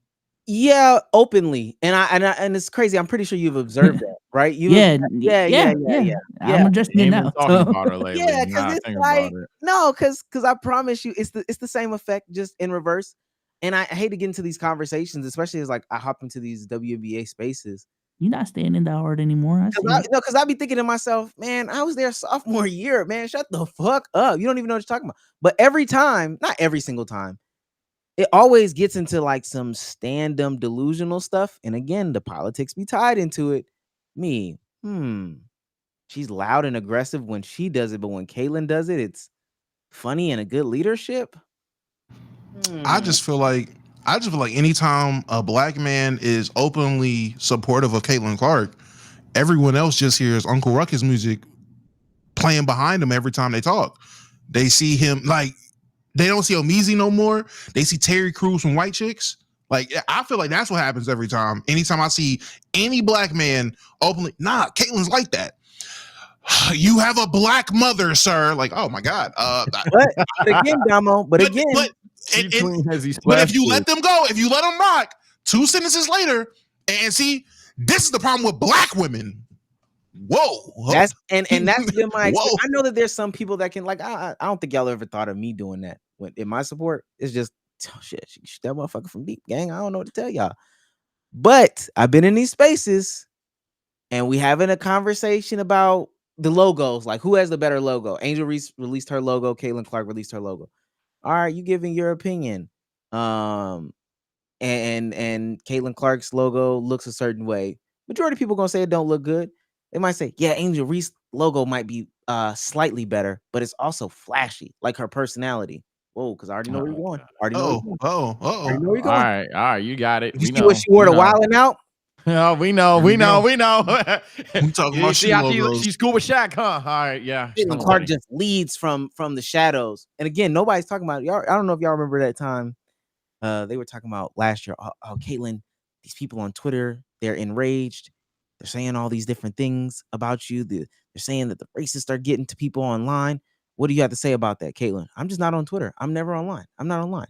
Man, she has been tweeting 4 times a day since the final started, or since the playoffs started. But you can't say nothing. No, you can't say nothing. You can't say nothing. You can't say nothing. You can't say nothing. So I don't know. Damo. The observer.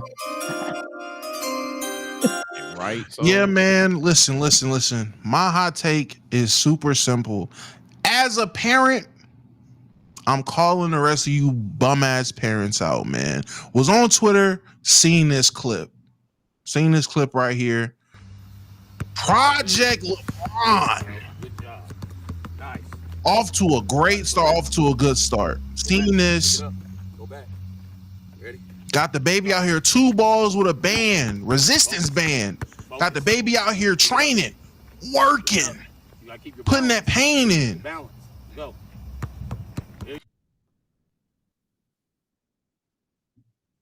Damn. Let me tell y'all right now, none of y'all are Jalen Brunson's dad. This is disgusting.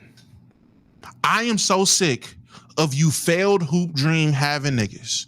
I am so sick of you people projecting this level of hard work and determination on your small children. Look, man, if your 8 to 12-year-old comes to you and says, Pop, I want to play ball, I want to go to the league, I want to be great, that's fine. That little child still has pull-ups on. Why do we have him with a resistance band? Double dribbling the ball, pounding the rock. He's falling in love with the game because of you, not because he loves the game. He's too young. That's my issue. I seen Ox say, oh, nah, this little kid gonna be tough. I seen so many people calling me soft and his new age parent and, oh, nah, you just don't want him to work hard, this, that, and the third. That's not it. As a child who grew up loving the game, I know too many people who only play basketball because their parents put them into it. I know too many people who don't actually love the game of basketball. They were just 2 years old with resistant bands and double dribbling the rock because their parents made them do it. I am a strong believer in, bro, let your kids fall in love with the game. Let your kids want it. If your kids don't want it, don't force it on them. That's weird to me. You're living vicariously through your child. I don't like that at all. I'm not saying that because I'm a girl dad. I'm not saying that because I had a dad. My dad was in my life. My dad let me fall in love with the things I wanted to do. I don't believe in forcing. I don't believe in forcing shit on your kids. You want your kid to work out? Cool. You want your kid to start knowing what healthy? Cool. But gang, resistance band training, double dribbling, and your child is still in pull-ups? He doesn't want that. That's for you. I'm totally against parents doing things for the sake of it being for them, doing things for them. Do stuff for your kids. Let your kids do stuff that they want to do. Stop projecting onto your children. I hate that so much. That's bad. I don't care what nobody. That's bad parenting to me. Horrible parenting. Disgusting parenting. You got your oldest recording for TikTok so you can look like this magnificent dad. You look like Julian Newman's dad, gang. Horrible. That's it. Yeah, I could do nothing but agree with that one, gang. Good shit. I'd like to hear those out of you. Clock it. Sage. Pocket is crazy. Honorable mentionary football take. Give everybody and everything that you know about week 1 and 2. Give it time. All right, football fans. It's the cold take, but it's there's some things we do know. The Packers probably do got a top 2 and not 2 defense out there. The Dolphins aren't necessarily going to look the best. We don't know about Indiana Jones. We don't know about my Steelers defense. We know they're not going to win shit. We don't know about majority of things right now. Give it time, especially if you're a fantasy owner. Shout out to myself because I benched Hunter Henry this week. Do you believe that to be true about Atlanta? Because I ain't gonna lie. Oh no, y'all are cooked. Yeah, I'm about to say y'all are one of the ones that are pretty cooked. The Saints are pretty. Your whole division's chopped except the Bucks. But my hot take this week, it's a sensitive subject right now in my community, at least, because I'm about to binge the series. W promo. I don't have a problem with TV shows, let alone anime, releasing movies instead of seasons if at some point said movie is going to be easily accessible for various people to see on the same platform. So I don't like the idea that it's already behind a paywall, essentially. If you want to see the latest Demon Slayer arc, you have to buy tickets and go see a film. I don't like that aspect of it. But I don't like the opposite either. And I don't think that anime shouldn't be making movies, let alone an anime as popular as Demon Slayer not to be making movies. Look at a Dragon Ball Super, for example, for my nerds in chat. Got fucking, what was it called? It was the God of Destruction movie, whatever the case may be. Fire movie per se. Did you see the story, the seasonal anime version of that? Nobody likes that shit.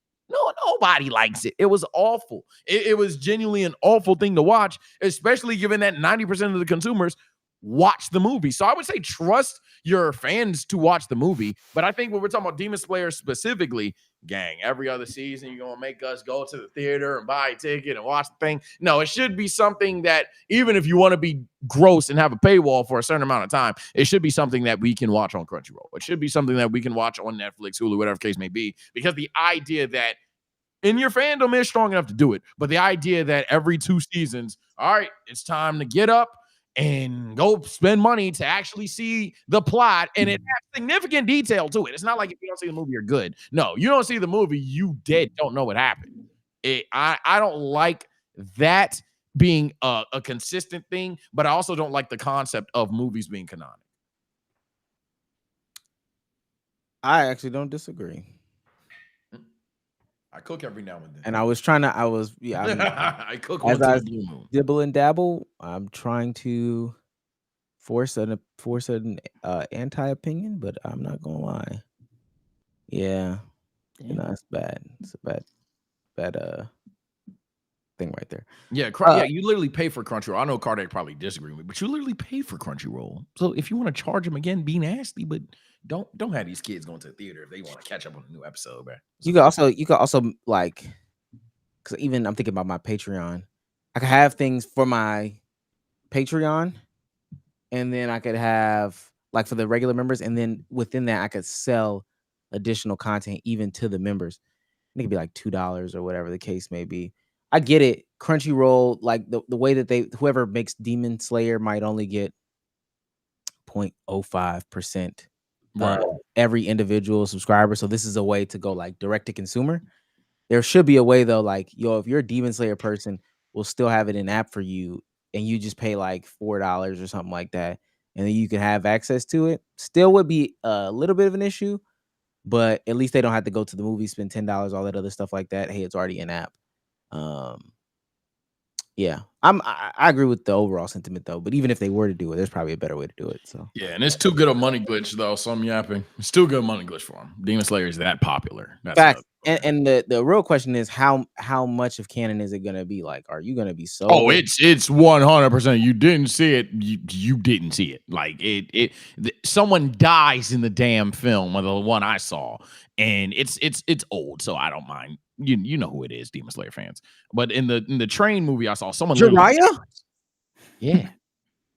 Jiraiya dies, and it's just like, damn. If you watch it episodically, you go from 14 to 15. What the fuck?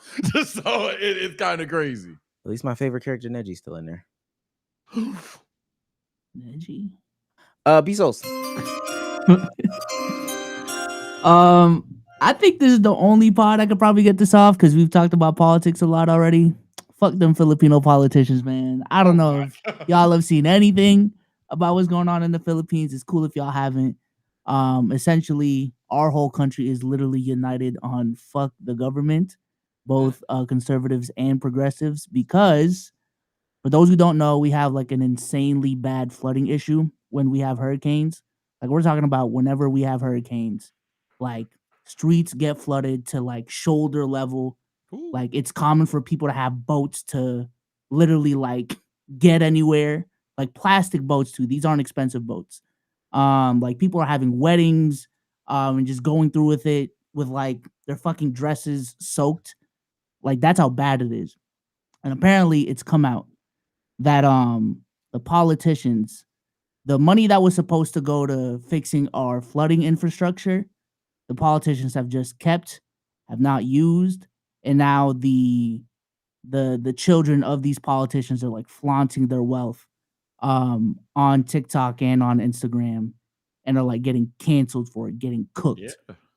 I just want to get that off. It's not really a hot take at this point. If that is a hot take to you, then I really do have to judge your morals for real, because I don't know. That sounds like a revolt at that point, gang. Yeah, Is that like what's going people, on?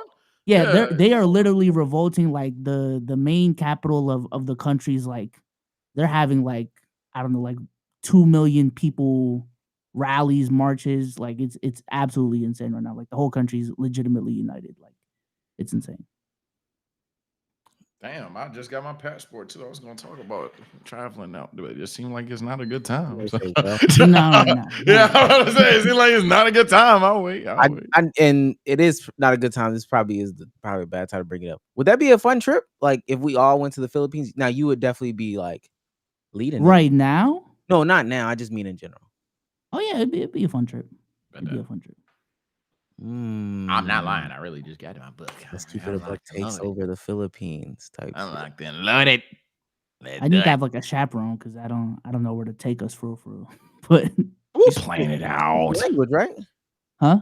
You speak the language, right? Yeah. We're good. Don't they got like red zones and orange zones and like yellow zones and shit for tourists? Like certain areas where it's safer for tourists to go than others? Don't they have that in America? No, let me chill. That's true though. Hey, that's true. No. Wait, that's true. That still doesn't mean we wouldn't go without somebody who knows the land. I know he just got that off, but I ain't going blind. Wait, this is a serious question because this is how you really judge. Is there public transportation there? Yeah. But let me tell you, the traffic there is like it puts New York traffic to shame. I ain't gonna lie. Oh. Well, I say that to say, like, do you think that you could navigate the public transportation? Like, are you familiar with the land enough to? Oh, okay, then yeah, we probably need guidance. We good. Like we're talking about like the traffic's so bad. Better off walking. Like, well, not only that, like motorcycles are legitimately like popular there. So you'd be in traffic, like bumper to bumper traffic, and you just see a line of like 100 motorcycles just bumper to bumper themselves, like going past their car. Like it's insane. Dang, the world is big, man. That is my micro cold take. The world is big, bro. That's why I want to try. The cars are manual still too, so you. Yeah, that's how it was when I was in Ghana. It was Okay, last thing to talk about before we get out of here. I saw this interesting video on the TL. Oh, and I should probably read some super chats soon. But I saw this interesting video on the TL. Shouts out to friend of the show, Officially Ronnie, not from 2K, but he did make a 2K video. That patch ain't gonna do nothing, by the way. That's what I meant to say. That patch ain't gonna do nothing. Proceed. Well, not like current 2K. My bad. He did a video where he talked about the 2K creators, because I don't know too many other niches where people have like made these massive transitions like this. And it's worked. Like there's a lot of transitions and it just worked wholeheartedly. Dre put 0% on the thumbnail. Oh God, that's a rookie thumbnail. Yo, come on, Supposed to put like 16% or some shit like that. Stop. Obscure low number. I'm dead ass. That's how you do it. 0 is like, okay, this is mad clickbait. 16% is like, what? What do you mean, man? Bezos, am I wrong? Not wrong. I Yeah. didn't say you were wrong. I just said you need to stop. I'm But with he Sage. made a list, tier list, 2K tier list. All right, so in this part of the video, we're going to do tier lists featuring JBM Fargo. If you don't know who JBM Fargo is, he is another fellow content creator who does commentary on WNL, online drama, all sorts of fun stuff. And I feature my brother too. He's kind of like a moderator in this part of the video as well. So you'll see him. Yeah, let's get into it. All right, let's just get it. Hey, Doug, let's just get right into this. All right, Fargo. We got Fargo in the mix. We got my brother in the mix. Let's just get straight. So they have a list of 2K creators. I thought it was interesting because again, this is like biggest niche for like our community. Like the WL community is shaped by this. You know, basically all of the streamer news that we talk about is shaped from this. That we care about type shit. You said what? That we care about. Yeah, pretty much. All this is just shaped by and I think this is the final one that they have. Everything that we're doing right now is just shaped totally by 2K YouTube, or what used to be 2K YouTube, not current day 2K YouTube. So this is his list. This is the final one. Cash, Pretty Boy Fredo, Flight, Chris Move, Soluminati. Those are in the legend status. You got your Hall of Fame status. You can read it. Any egregious standouts here? Anything you would change? Neon being on this list is crazy. Just at all, but that's just me hating. How is Agent not a legend? Maybe that's glazing because we're closer to him, or I'm closer to him. But how is Agent not a legend? I think I would. My thing is, I think this is very nostalgia driven. Is what I'm seeing because, but on all accounts, a Speed, a Aiden, and an Agent wouldn't be lower than like a Fredo right now. But if you're gonna say when they were making content, SSH and story times and stuff gave you that feeling, then sure, I won't hate on what you like more. So my first interpretation of it, it's very nostalgia driven. It's very much of, it seems to be, what were you doing when you were creating 2K content? Obviously, we could have just listened to the video, but I ain't got time for that, dude. I'm just like a commenter. So yeah, that's what I'm about to say. Yeah, I'm looking, and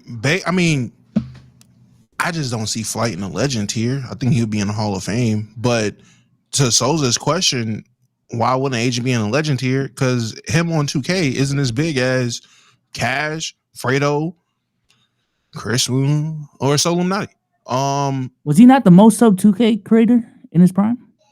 Oh, outside of Chris Move, but I mean, if you're sad to say outside of Chris Move, then no. Okay. Your answer Like it was like the active list, like out of the active list, because Chris Move was actively still playing my career. Yeah, man, he was actively still playing my career, buddy. I don't know what to tell you. He was still active. Me, man. And hey, it don't gotta be to you. He was a legend, right? Hey, why not let it fly? Anyway, he just wasn't as big as those guys, or had as big as an impact as those guys. But I do think he's in Hall of Fame tier. It is surprising how many people I've seen on that list literally are making up an entire community of streaming. Somebody said in the chat, 2K is the WL community, for real. Yeah, half of it. I don't. No, majority of it. It seems like at least majority of it. If we're counting, if you knew this 2K guy in the semantics. Yeah. If you want to fight like Kai not being 2K. Basically, that's what I'm getting at. Yeah, if Kai, if DDG, J5, yeah, like DDG in them, because they're not 2K adjacent, but they're very familiar of what lingo goes on in 2K, like green effing or what was it called? I do think DDG is like distinctly separate though from the from like the 2K community. But he ain't separate from WL. Like he know the lingo. So that's kind of that's where I'm at with it. If you know 2K lingo, do you classify someone that was made by the 2K community? No, I think it's very distinctive of the people in the WL that was made. Like they came from they were 2K creators. DDG, he's NWL, but that's because I'm not gonna lie, Kai didn't come from 2K. Kai's like one of the bigger examples of the bigger WL streamer that's not from 2K, but that's why DDG is where he is, because the looks he was getting from Kai. I don't think DDG was WL until like W or L became like a Twitch streaming thing. He didn't become WL until he started getting the crumbles of what Kai gets. That's when he became he wasn't WL when he had 700 subs getting clowned by Bruce. Like he wasn't WL then. That's what I'm saying. Like he was like a YouTuber. He was a vlogger first. Yeah, he became WL once he started getting those looks. Once he started getting on Streamer U. Once he started collabing with Kai's, that's when he became WL. At that point, that's not like the 2K community offshoot. I ain't gonna lie though. I mean, I looked up DDG in 2K, and I think that this is the real distinction. Did you make? DDG used to play 2K too. DDG used to play 2K, gang. I'm looking at it, but if the distinction is like, did you make 2K content, and you probably had like maybe a specific stretch. Like, okay, we know that during September, October, whenever 2K comes out, you're going to make 2K content. Maybe that's the classification, but man, DDG done played everybody. I'm looking at it now. DDG done played everybody. DDG. Oh, yeah, I'm seeing a 2K20 video with Flight. So, hey. What the fuck? If you're a WL streamer, I promise you, unless you getting crumbles or crumbs from unless your big homie put you on, you came from 2K. That's literally how it is. The people that did not come from 2K and WL got put on by a big homie, or you just happen to fall in this niche of black creator. Because I will say, Dante is not a 2K guy. He's not a 2K creator. He's WL. He's not a 2K. He's an anime guy. But a lot of black creators get lumped into WL, and he did start collabing with a lot of WL people. I'm not going to say he was getting crumbs from people. Dante had his own motion. But there are exceptions. I will still say majority of WL creators, though, some way come from 2K. I wouldn't even call DDG one either, despite playing with it. But yeah, no, I agree with the overall sentiment. Maybe I just need to watch the video. I just don't know how 2K fumbled. Well, I kind of do. But. Well, yeah, we all do. 2K. We can go on for an hour about how they fumbled. That's light. Yeah, it was crazy. I was searching. There's a commentary dude that I follow. Man, he's like a new up and coming commentary dude. I was like, oh yeah. He grinding. He making and I'm gonna pull him up. I think his name is Tonio, just like regular Tonio. But some people may have seen his video. The 2K dude. I didn't know he was. I didn't know he was 2K. I did not know Tonio was. I know there is a Tonio. Yeah, there's a Tonio in 2K. How many of these streamers, while you're looking it up, do you think would be like somewhat slighted or insulted if they were seen as a 2K creator? You know, because they kind of like work to make sure that's not the case. 95% of them. Yeah, what is it? They gotta like work to make sure that's like not the case. Jesus Christ, chat. I'm so sorry. When I said anime, I just meant nerd, nigga. Dante was seen as a nerd. I just lumped it in together. Jesus, I know he was a reaction to music. Anime creator? Yeah, I was like anime niggas. He just started doing actually, that. Actually, it was more reaction to music. Don't dip. God damn, chat. Jesus Christ. Yeah, Dante for the YouTube watchers, just to say it clearly, Dante is definitely music. But I've seen a lot of creators lately starting to do the anime reactions. I've seen Dante do it. Rage is on Patreon doing it. There's a lot of y'all. He is a mad commentator. I mean, 2K, like this dude. Yeah. That's him. Yeah, that's Tonio. Yeah. Oh, that's Tonio. He has a comment. The surprise to me is that he has a commentary channel. I'm about to say he has a commentary channel. Yeah. And I can't find it for whatever reason. And he also doesn't have it linked. He has like, this is his other 2K channel. He's got a reaction channel. And then he's got a commentary channel. Let me see if I can find it real quick. But I looked at him as like, yo, you're a commentary dude. Bro, all roles, listen, 90% of the roles in this YouTube shit started from 2K. Not gonna lie. This era of content creators, 90% of the roles started from 2K. And follow-up question is, does starting 2K make you a 2K creator, though? I know that sounds very corny and like a chat question, but, you know. I don't think so. I mean, I technically started off in 2K if we really want to get into the nitty-gritty, but Yeah, my second or third video is technically 2K. So I legit started with 2K. I'm about to say I actually started with 2K. Like those videos are still on my channel. I wouldn't classify nobody on 14, stage 15. as a 2K creator or made from 2K. Oh no, nigga! I'm not gonna lie. Between 2K14 to 2K18, Well, I no, would you say 2K. might, 'cause I'm you about to say stream it a lot. You I was a 2K creator from 2K14 to 2K18. That was my content. So I will say you might. Even with Souls and Sage, I would be curious if people thought we were 2K creators when we were doing simulations. When we were doing simulations, I would hope not, but probably. I don't think so though. This is surprising to me. This brother has 40. I'm surprised these people can maintain like 40 channels like this. And this channel is like relatively new, 24 videos, 60K subs. He got another channel over here. Damn. I have that guy with the Apple reviews about to be pissed at this segment, but we got he's grinding. A lot of people do this. Yeah, he literally that was like 4 active channels. I don't know how these people are doing it. But that's a thing now though. Like people are not a thing now, but like it's people still do this because they want to do different stuff. They just say screw it, make another channel. Put everything on that one channel. Time. And then there's conversations now. I'm not going to talk about the top 1% conversations, Chattertrons. But there's some people that'll sit there and be like, nah, what you got to do is you got to just roll with the punches. It's getting weird, man. But that's I got 3 TikTok accounts for a reason. So man, that's I know where you. I've heard people literally argue an entire different logic. And they're this is such a multiple ways to skin a cat thing if I've ever seen it. Because there's 2 people I would say of equal crazy status, and they'll just be like, oh, yeah, no, do it this way. And the other person says, do it this way. And I'm like, well, fuck me.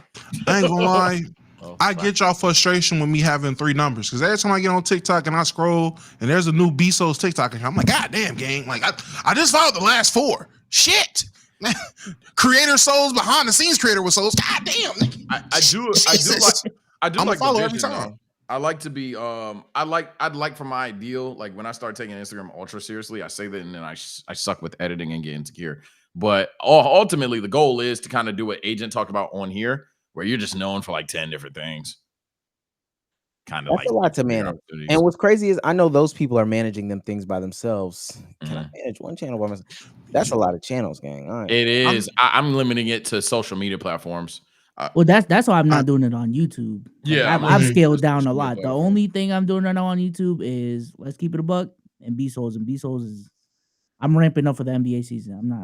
I'm not gonna lie. There's one thing to have like 10 different channels, but the people that have multiple channels within the slightly same niche is crazy. Because I seen what's his name? Sensei. I recently seen Sensei has like 4 other channels where he's doing the same thing he does with anime shit. So he's doing the hood reviews of anime. Then he has hood reviews of horror movies, hood reviews of hood movies. Yeah. Like I'm like, damn. It's one thing to say, okay, I got review channel, and then maybe I'll talk sports and then politics. But anime review channel, horror review channel, hood movie review channel, like the work ethic is crazy, gang. Shout out to him. The film theory route. I ain't talking Sensei in a minute. Oh, buddy, all right. I don't know if that's sustainable, but that's another story for another day.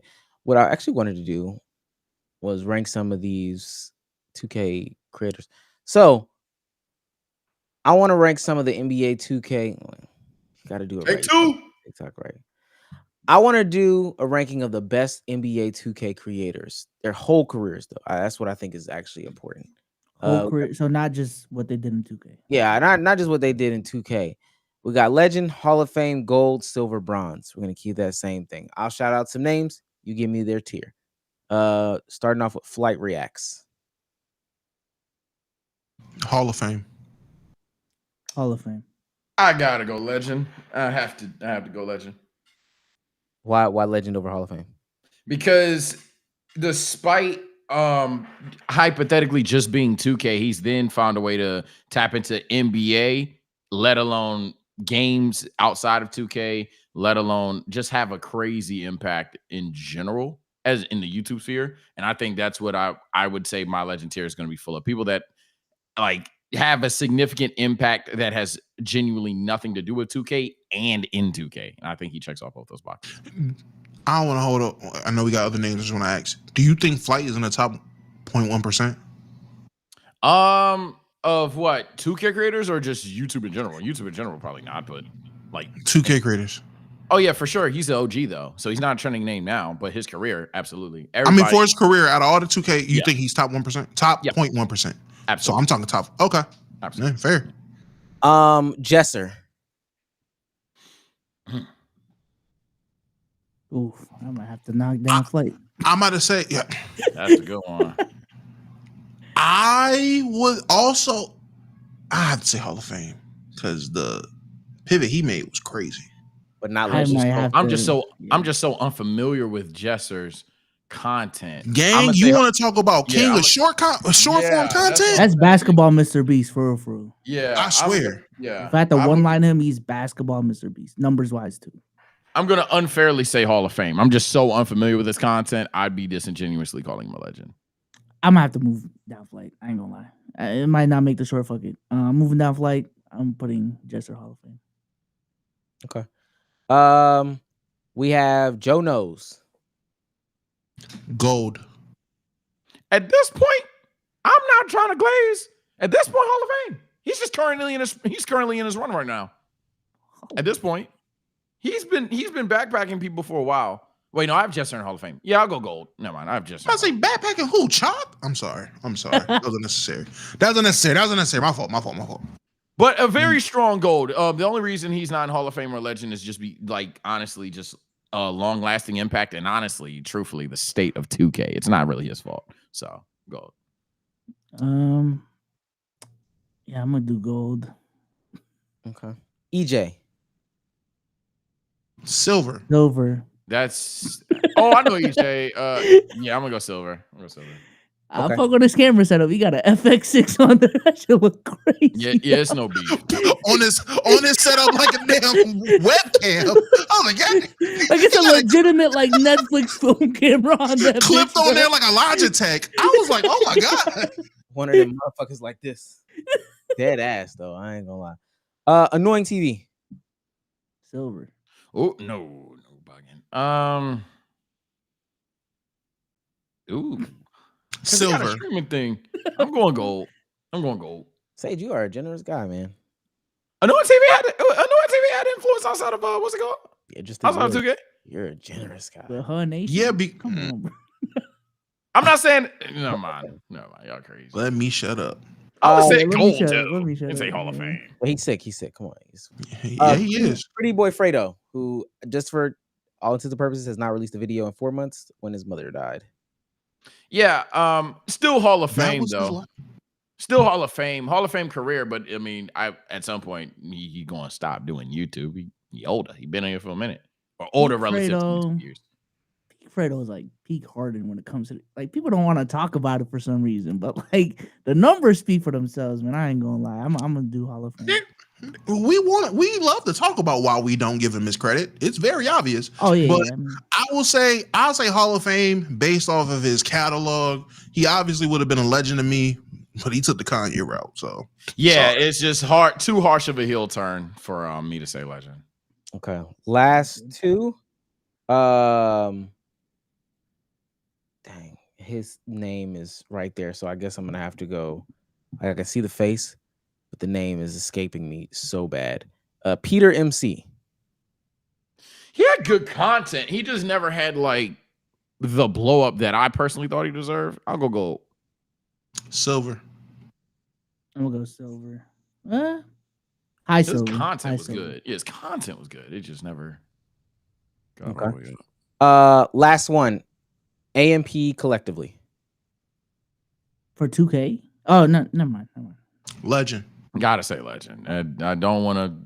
I'm not a glazer, but you have to. Wait, if this is not about 2K, they have to be Hall of Fame. Why they gotta be Hall of Fame? How about Hall of Fame? Maybe I'm gonna sound like a glazer. I don't know. Probably Legend's the highest one. You're saying the second highest one. I feel like there's a legitimate argument that they're the second biggest content group in the world. Why wouldn't they be legends? I'm not saying so. What is the problem with them being legend? Above Hall of Fame. Legend is above Hall of Fame, so. Wait, Legend is above Hall of Fame? Yes. I knew something was wrong. I I know I wasn't tweaking because he kept saying Hall of Fame. I'm like, so nobody's in Legend of Zelda? Yeah, Legend is the highest. Don't include me in the clip. Whatever the highest is, that's right. Yeah, I have. So my only legends right now are Flight and AMP of all the names you mentioned. Yeah, my only legend is AMP as a collective. Oh, damn. Yeah, Just like- we'll let you go back and you do that one on your own time, pal. That one on your own time. Let me read these super chats before we get up out of here. Who is Galaxy for $5? I beg your pardon. Do y'all think someone could become a new 2K creator in 25? I haven't seen any new ones. Yeah. What you call it? A lot of the newer creators on 2K are spawning from TikTok. Shout out to General. He's probably the more recent guy that blew up in the 2K space. He blew up on 2K25. Shout out Yeah, just don't expect like Fredo levels of blow up anymore. But if you just, if you want to make a living off of playing 2K, I think it's still possible. Well, shout out to Vlad. Vlad just crossed 100K on his channel. Fact. Shout out Vlad doing play now content. Shout out Vlad. It is Vlad. Shout out to Papa Rick for 5. Oh man, got it again.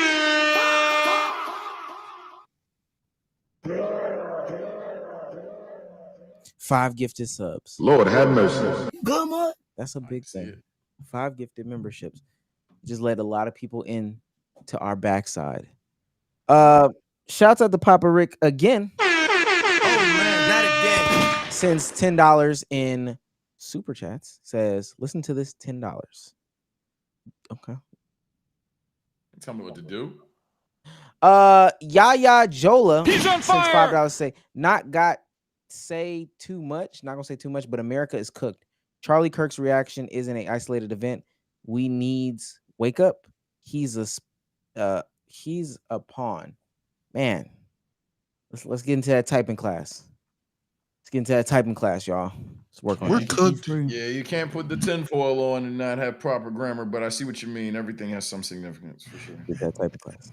Every year, that movie Don't Look Up ages like fine wine. Shout out to Mr. Ted's 300s plug. He's on fire! Who is Mr. Ted? Mr. Ted's 300 plug actually just became an MVP member at that. Big spender. Okay. I fought bad getter. Who is Mr. Tez? And you're his plug channel? Mr. Tez 300s. Okay. Well, Right, everybody has a plug channel, bro. Y'all seen Agent's cousin that always hates on him has like an updates channel? I'm like, the lead?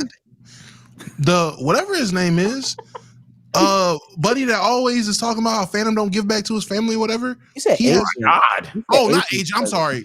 Phantom. I was about to say, why is that Well, his cousin doing Lee? that? I wouldn't be Waleed got surprised a if Waleed plug? had an update channel too.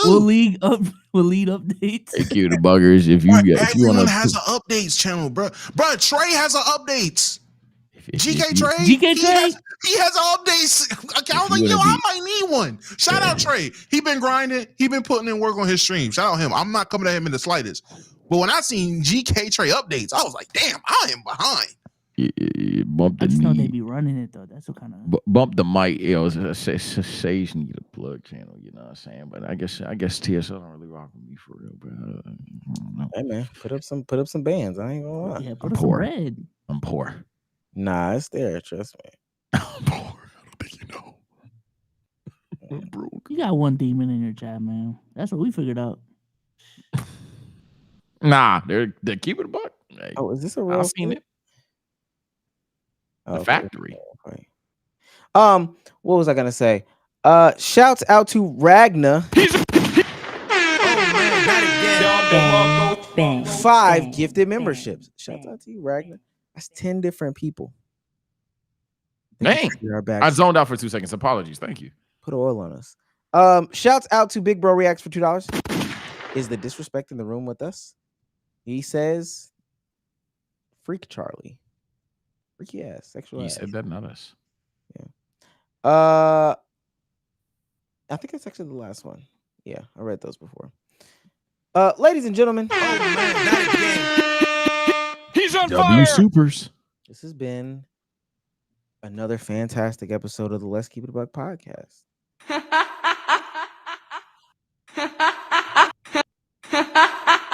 What the hell funny? Listen, man, we're gonna see you guys Wednesday with some more great content. Shouts out to all that are getting gifted the memberships. Shouts out to y'all that are just getting memberships.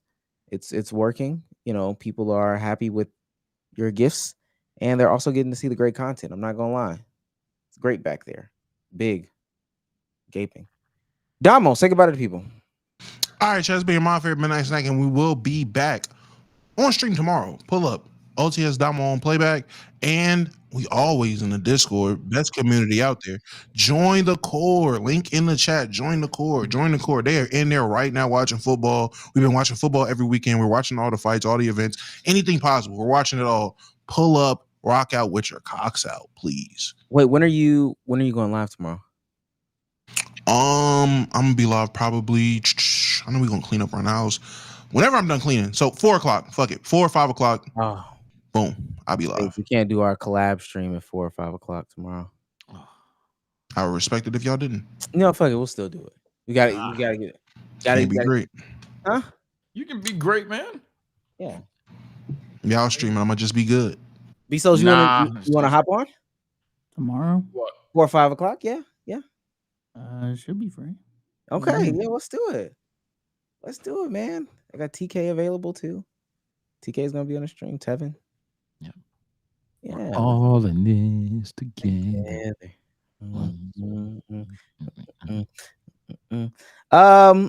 Yeah, that should be fun. But you do your thing, Damo. Sage, say goodbye to the people.